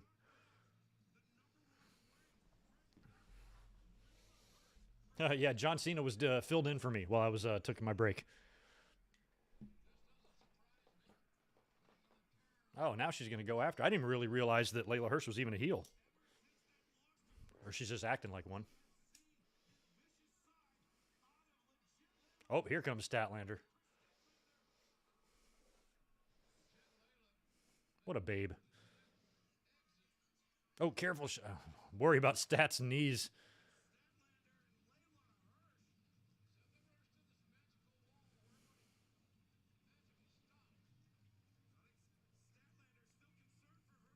Been to Walk of Fame? I haven't seen all of it, but yeah, I've been through the streets of LA and I've seen plenty of stars. Yes.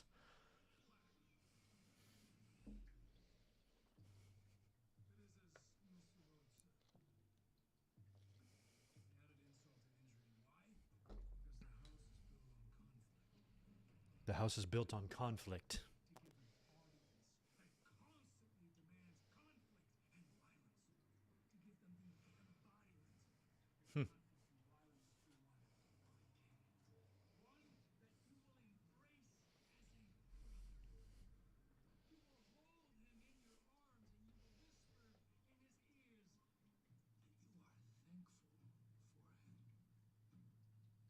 Okay. I have to whisper that in his ears? Do I have to? Oh, you're talking about Pac. Oh, phew. I thought they were talking to me. I'm like, I don't want to do that. Okay, Pac, you got to be the one to do the whispering. I'm not doing it. Nick, you're back. You're sorry you left? No problem, man, but don't let it happen again.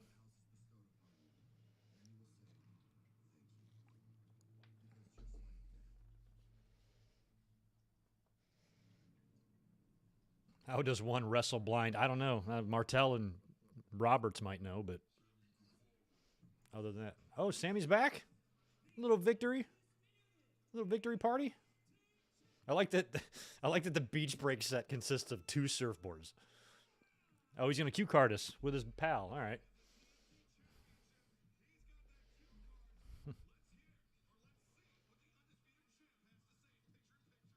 Oh, good. Pitcher in pitcher.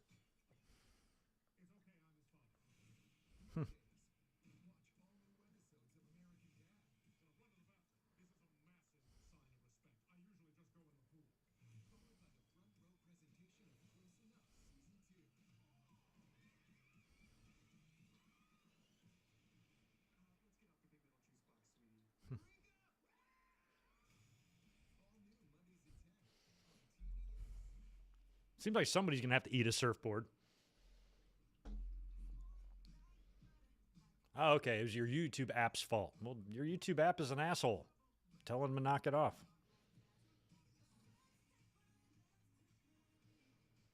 What's Sammy saying? I climbed the ladder in that ring the same way I climbed a ladder in this company.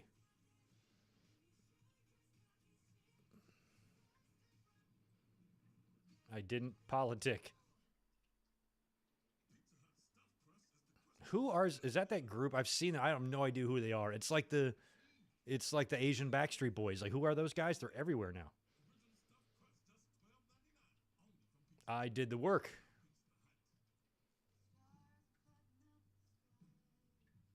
Over 2 years.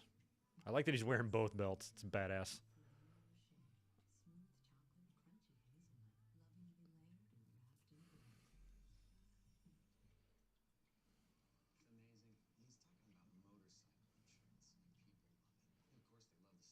Who's that? You mean Danhausen, Eric? I don't know. Would he fit in House of Black? I don't think Danhausen would fit in House of Black, if that's who you mean. I don't know who the hell Dan Hooven is. Is that somebody else I don't know?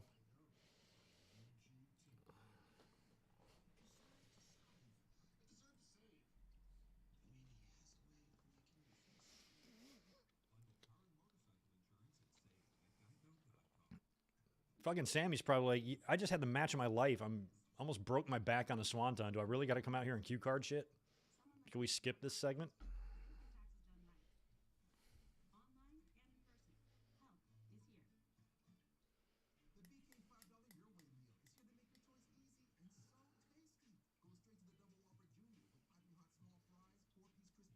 Yeah, we're probably going to only have one match left, and then it's going to be main event.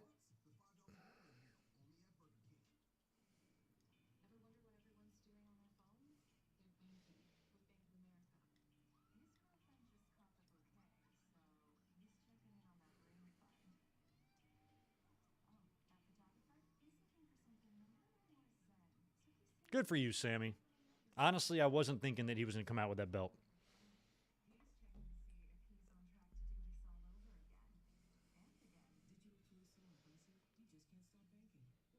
All right, we got a shot of the ceiling here. I was about to say we're probably coming back to live feed here in a second.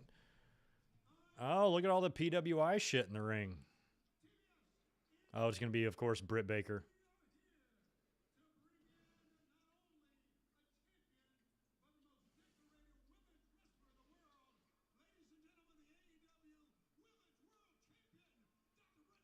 Good to see PWI getting some love. WWE never did this for them. They allowed them to use pictures and shit like that, and they worked with them plenty of times. But in terms of like a segment on TV, never.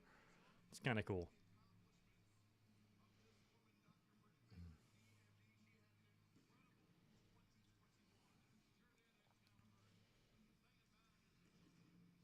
I think maybe Wyatt or Rowan could fit in House of Black, although, you know, Malachi's the leader, so I don't see Wyatt being very likely. I think if Wyatt shows up and becomes a wrestler or joins a faction, he'll lead that faction. Rowan, perhaps, though. But I think he's another guy, though, if they wanted him there, they'd had him there already. He came in when Brody Lee passed a year ago and was there briefly. Oh, she's wearing her Pittsburgh shit. Yeah, Pittsburgh and Cleveland, they are not far away from each other, and they are in the same conference, right?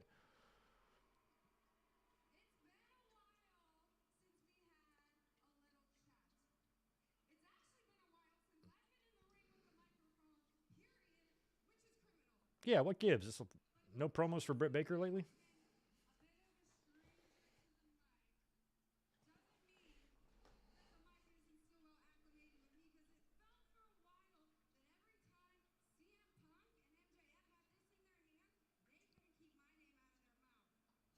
Okay.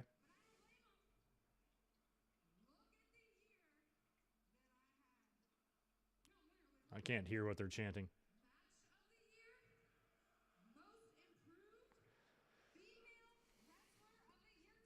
Match of the year, wrestler of the year, and most improved. Can you win most improved and wrestler of the year? I suppose you could. Or maybe the most improved was the year before or something.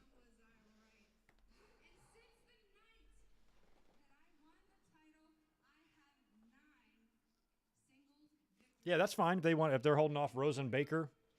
Revolution was just the closest pay-per-view at the time, so they want to push that shit off till Double or Nothing or headlining a major Dynamite special event. No problem.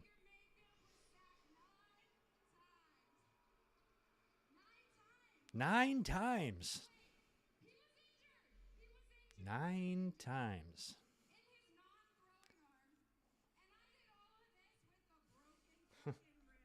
Yeah, she did.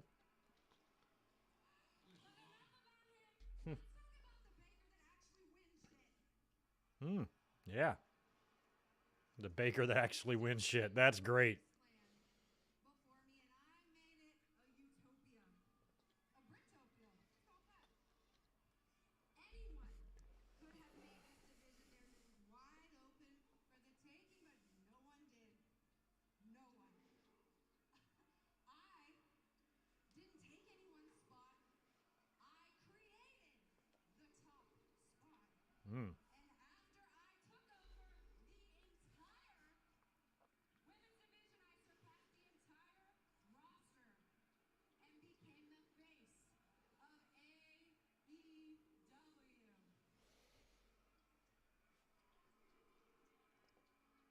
Who's Britt feuding with right now? Who's going to interrupt this?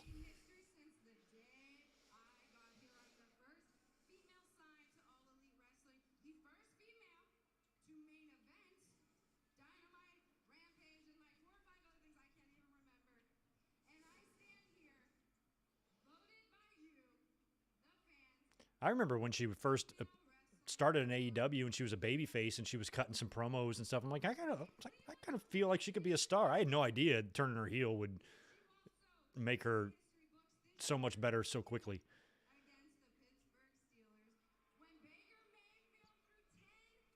All right, this is wrestling, not football, Britt. We get it.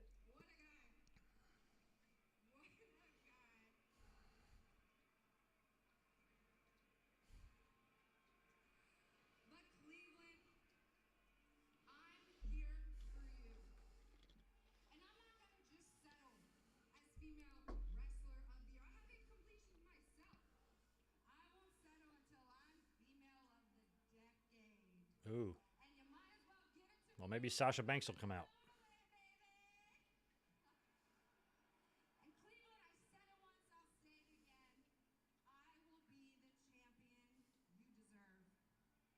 Fair enough, Britt.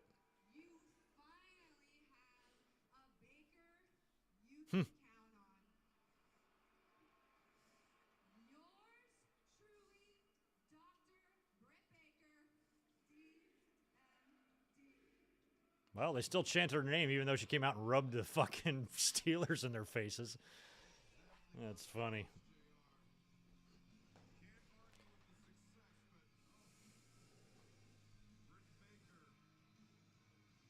And she's taking a terrible towel with her. I hope they reimburse that fan for that. Oh, those things aren't expensive. I got 3 of those things hanging on my wall right now. Like $20.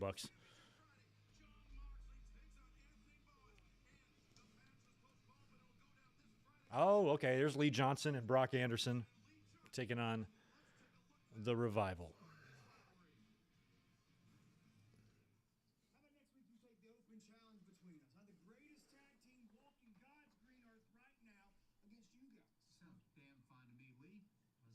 Let's do it. Okay. See you next week, Dad. Brock Anderson should just do his hair now like his dad. It's already kind of thinning. I just laugh every time I see him.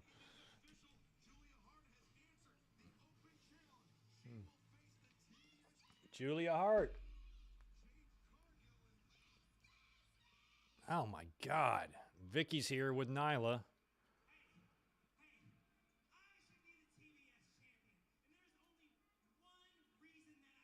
They have the little beach chair with an umbrella there. Why? Is somebody going to sit in that and do commentary?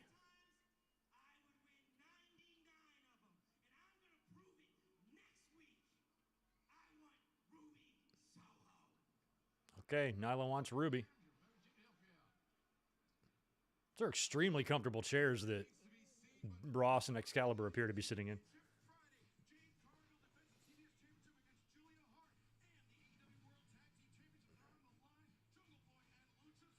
I don't think Britt kidnapped Tony. I just don't think he was back at the booth in time for that Nyla shit. First time ever. Ooh, Pac and Penta against House of Black. Nice. There we go. Lights out.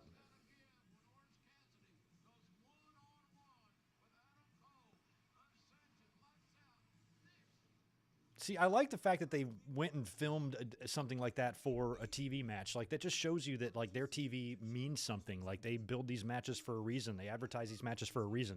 It's not just like, oh, fuck, we got 3 hours of TV tonight. What are we going to do? All right, we'll put this guy with this guy, this guy with this guy there. Here's the sheet. Here's the script. Here, go. Put it out. And, you know, it's like they fucking care, you know? Like, I want to tune in to a TV show knowing I might see something that's just not, you know, redundant, formulaic, same shit I did last week type of thing. I mean, they try to give every show they can as much of a unique feel as possible from the previous show to where you don't get so accustomed to seeing the same thing every time. It gets to, for most of us now with WWE, where we can even, our brains, our minds can like predict the next segment. You know what I mean? Like you kind of know their formula, and it's ingrained in us. And so AEW, it feels like they change it up a bit more.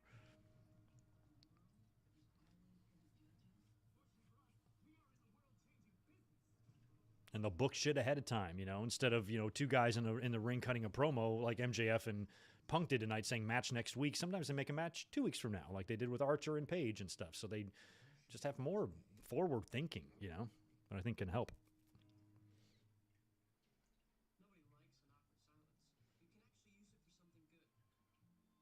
Today is the Kobe anniversary 2 years ago. Still doesn't feel real.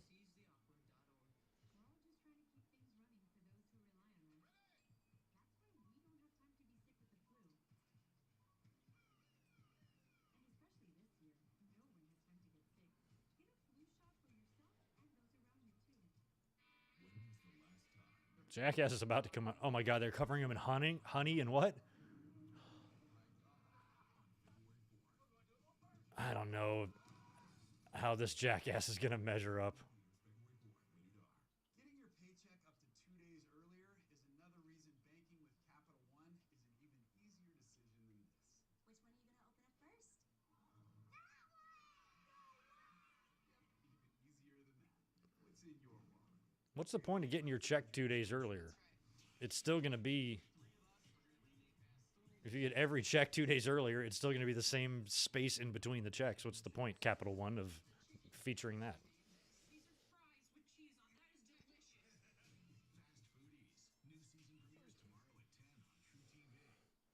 Oh, you think Serena Deeb should be the one to beat Britt Baker?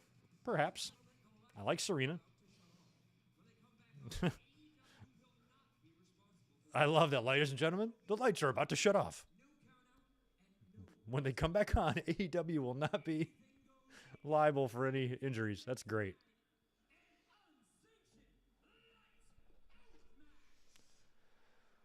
All right, unsanctioned light. I like that they have to do the lights to signify that, oh, that's it. We are now free and clear of all responsibility.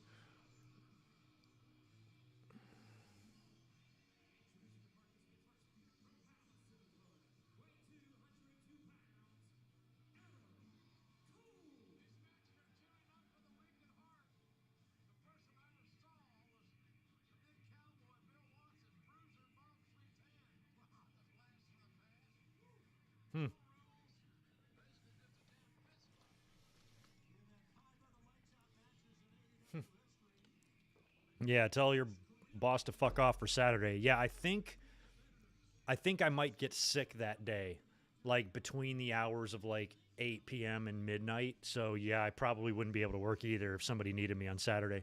I'll be fine before and after then, but right in that chunk, yeah, I'm just not going to be feeling good. So yeah, Punk's been rocking the red and black lately. They did the beach photo shoot with that. He's been wearing that. A little more red, a little less yellow. So a little bit of a separation from the undisputed NXT days.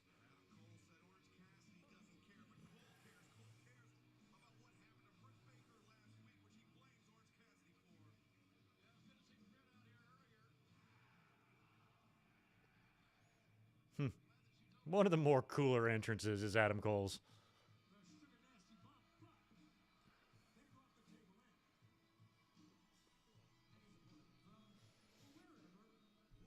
Whatever.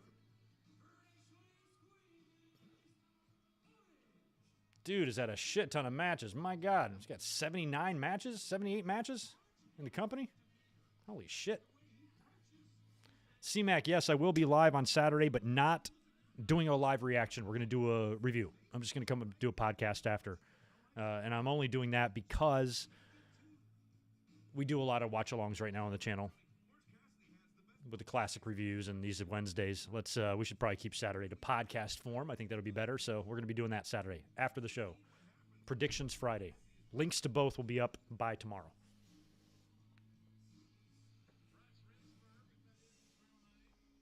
Bryce Ramsberg, if that is his real name. I don't know, Jim Ross. Is that your real name? Or I suppose you're probably James Ross.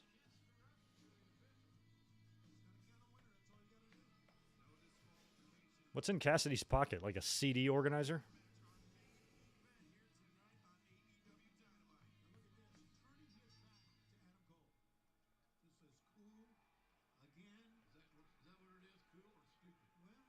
Cool or stupid? Why would you turn your back on a man like Adam Cole in a lights-out match? That's not. All right, glasses are off. They got about 18 minutes here to fucking rock and roll, so we'll see.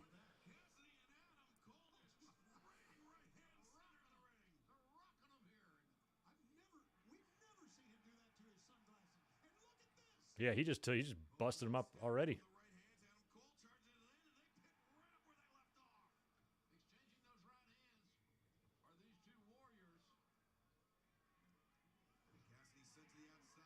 Oh, I thought, he just crushed the glasses.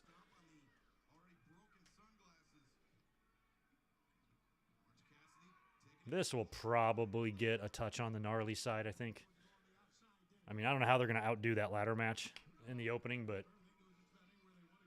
props to Sammy and Cody for really going to make... They really made it difficult for these guys, I think. But...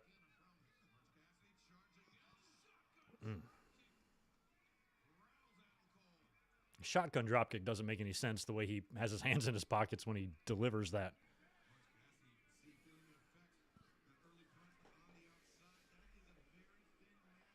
That's funny. I met Jim Ross in Asheville, huh? Oh, with Edge and Beth. Asheville is very nice. I camped up in the Smokies a couple of years ago and flew into Asheville, and I've been there a few times before.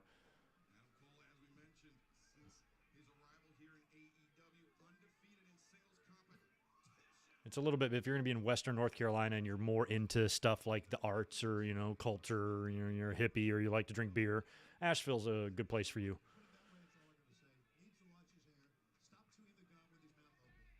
It'll be a little more bluer around you there than perhaps red from my experience. But oh, who's under there? Danhausen. Yes. Well, hey, you were almost right, whoever mentioned Danhausen a minute ago. Look at that. How you doing, man? His foot is hurt. He got injured a few months back.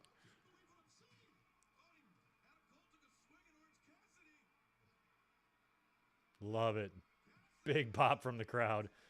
That might be the first surprise. Danhausen is the appetizer. Yeah, he's kind of walking slower because I think he broke his leg on like Halloween.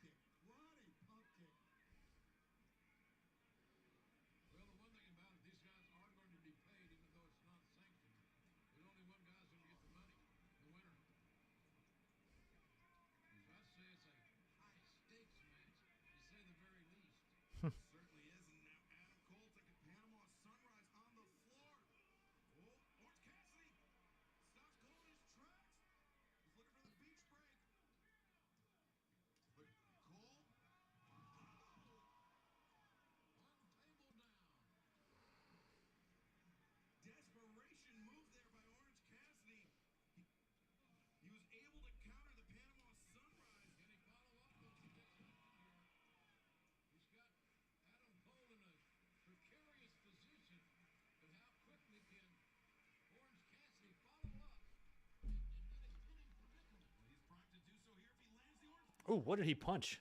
Oh, the ring bell. Jesus. Smart. Smart maneuver.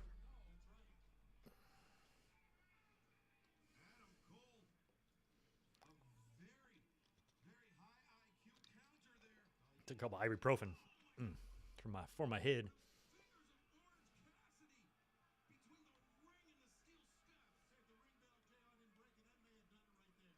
Why are the lights still on? I don't know, man.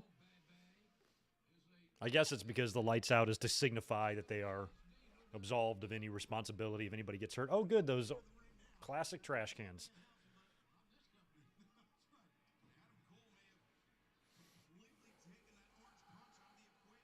The security guard looks like he'd rather be fishing. He probably will. Most of the time in those arenas, the security guards aren't really allowed to be watching the show.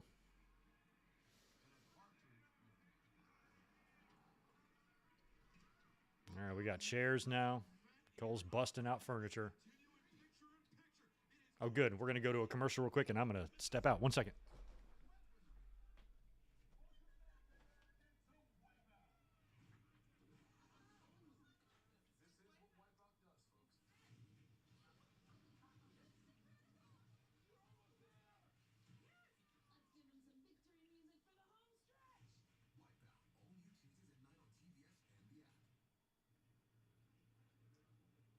Are you sure you can handle this? You know I've always loved technology. I get that tech has always been your thing, but why this?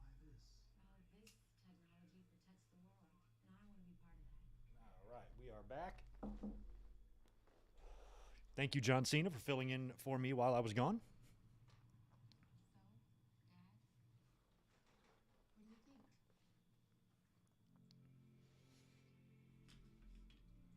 Oh, yeah, you mean when they took the table spot, the tablecloth? It did probably muffle the sound a bit.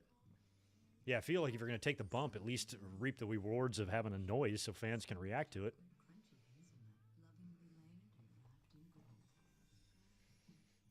It's still the Eat Fresh refresh. In some ways, refreshes everything. Like the new honey mustard rotisserie style.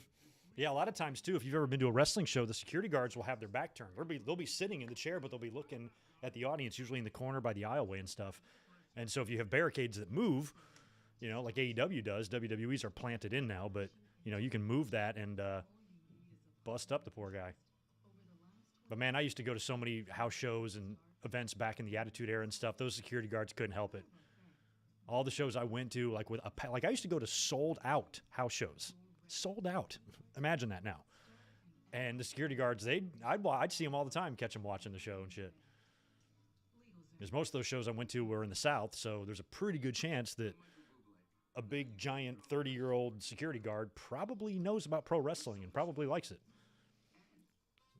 Oh, wow, what a backstabber or backcracker by Cole using the chain on Cassidy. It looked awesome, even if it was pitcher and pitcher. Is my, what?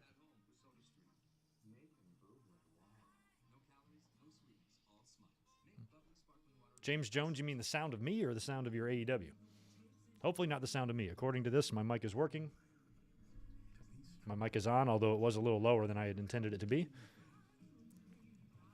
Eric, appreciate the 5 more, brother. Best AEW ever. Danhausen is all elite. I am so glad he turned up. You figured he would have to. He wants in.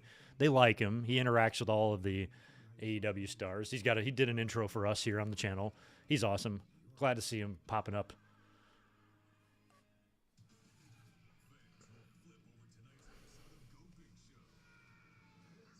Yeah, I caught the beginning of the house show sellout craze because attendance was still bad in like 96 and the beginning of 97. But by the time we got to late 97, it was actually when Austin was hurt. It was right like the week after the fucking screw job. It was really close after that. Austin was still, or no, it was before that. No, I guess Austin didn't wrestle on the show, but it was late 97, around the screw job time. I think after, definitely after. And it was in Greensboro. And it was sold out. Fans in the rafters and everything. It was insane. I want to say it was November of 97.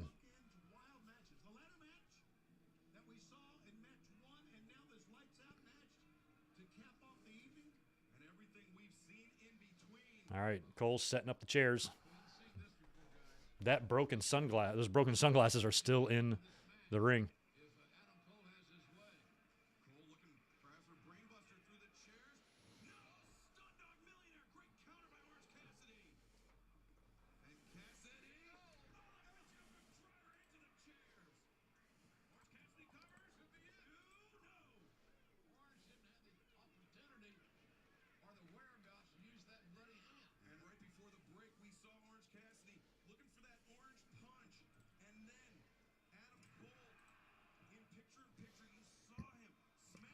Oof. Oh, big super kick. But so far, well, we do have a chain in there. chains, chairs, and trash cans. Yeah, I didn't catch the Vengeance Day date, but I did see the logo. Looked like a little homage to Heartbreak, to Shawn Michaels. Oh, God. Cold Spray Cutler. Thank you, Yuta. Wheeler Yuta out there to make the save. Here comes Bobby Fish, I believe. Yeah, that's Bobby. Bobby! Bobby! They really do have heel and babyface fucking entranceways, don't they? That's so funny. Chucky's out there. Oof. The only thing I hated about house shows back in the day is they would only use the house speakers for the music. So back when I went to house shows and they were like sold out, you couldn't hear Austin's theme. You just saw him coming down. The crowd was so loud they drowned out all the music. Couldn't hear it at all. Where for Raws and SmackDowns, they bring in the big guns and they have their whole speaker set up above the ring. They don't do that for house shows. They just use the house shit. Or at least they did back then. No way. He's not going to win with a beach break. We have 7 minutes left in the show here. Cassidy's fired up.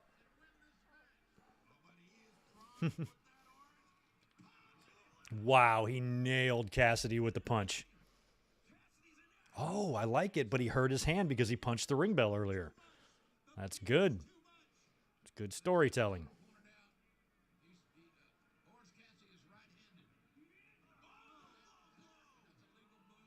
Oh, Cole hurt his hand. He's got a cup.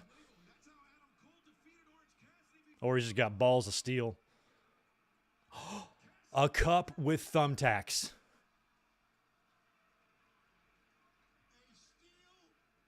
Oh, a steel cup. I thought there was thumbtacks sticking out the opposite way of that. I'm like, what? Even if they were pointed the opposite way, I wouldn't want thumbtacks that close to my unit. Because I could badly damage those thumbtacks, you know?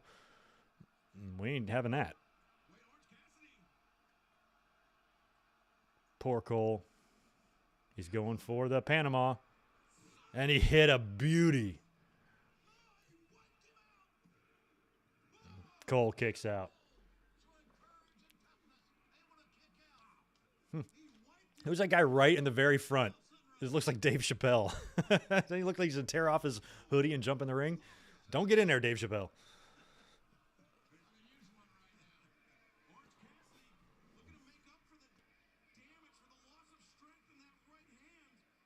Hey, what's going on with that cameraman on the outside of the ring? There's a cameraman really, really covered up. Cole's going to walk right past him. That guy.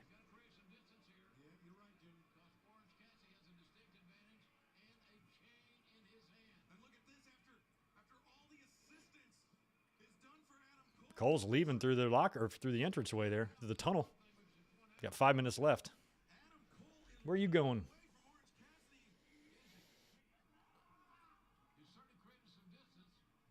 Now he's going down the stairs.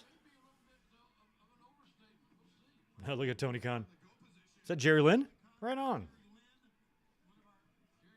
Yep. Oh, he's pushed Jerry Lynn in front of Cassidy.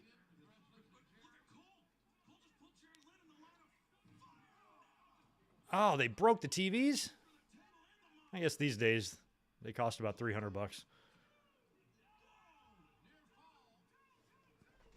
Yeah, that table break was a little bit better. Although we might have a couple of 42-inch casualties down there on the ground.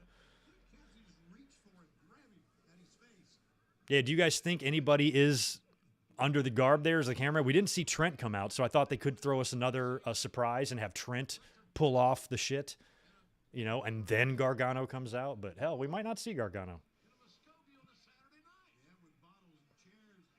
I just think if Gargano wasn't going to show up, this would have opened the show. And we would have closed with Sammy and Cody.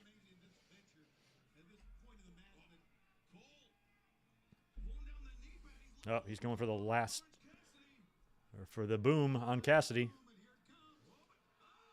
Cassidy was up quick with a super kick.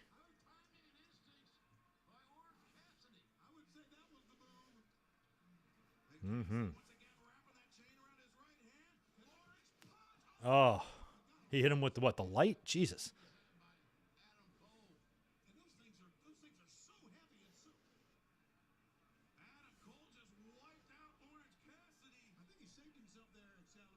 what he's looking to do here to Cassidy.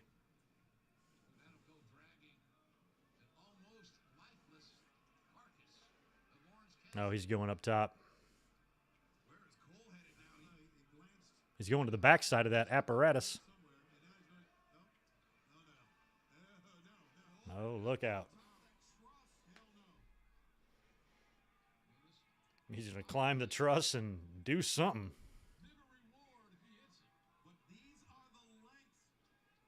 Better hurry up. There's only 2 minutes left, according to my clock.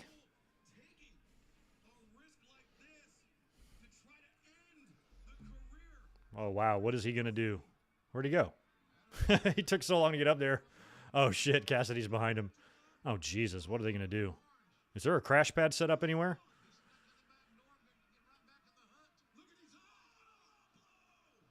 Low blow to Cole. Sorry, Britt. You might not have a good night tonight.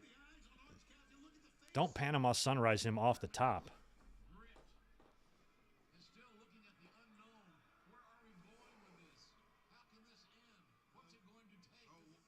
Oh, and a hug.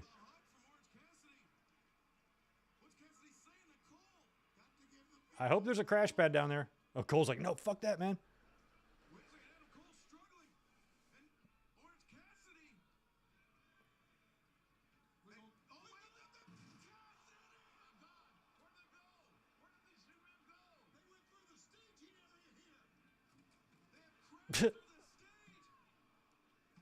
Cassidy beat him. Bryce almost fell into the thing. I guess no Gargano, unless he comes out at the very end here. I didn't like this show. This was a great Dynamite. I think that finish fell a little bit flat. They have not done well on crash pad spots so far in AEW. This one was okay, but there was way too much chatter going up, too much positioning going on up there, and they basically just look. They fell. Ooh, although Cole did hit hard. Look how Cole hit. God, I didn't realize how hard Cole came down. He came right down on his head. Well, I kind of like the story of Britt and Cole losing their lights out matches. It's kind of cool. All right, no Johnny G. Could be at Rampage, that is true, but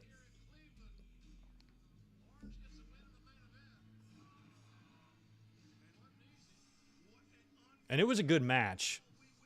Although I think that finish could have been somewhat better. I'm glad, I hope that Cole is okay. I think that he is. But he fell hard.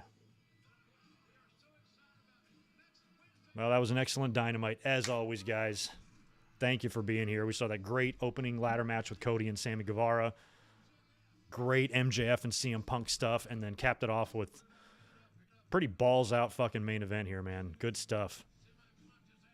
So we did not get Johnny Gargano tonight, which I thought for sure we would, but it is possible that we could still get him on Friday, although I don't know if are they taping Rampage now? I feel like if they're taping it, we probably won't see him on Rampage, but if it's live, it's possible. Fun stuff. Anyway, thanks again, guys, for being here on another fun Wednesday night. As always, these are a blast. So just remember, you're going to be seeing a lot of me this week because it is Royal Rumble week. So on Friday, we're going to do this at 3 o'clock my time, 6 o'clock Eastern, 3 o'clock Pacific, Friday afternoon prior to SmackDown. We're going to come up here and do Royal Rumble predictions. Then on Saturday, Royal Rumble review immediately following the show. So in the meantime, make sure you subscribe. Please hit the like button out the door and follow me on Twitter over at Good Mike Works so you can chat about wrestling with me if you would like. So you guys take care. Have a great rest of your Wednesday night. Thank you for being here, and I will catch you on Friday for Royal Rumble predictions.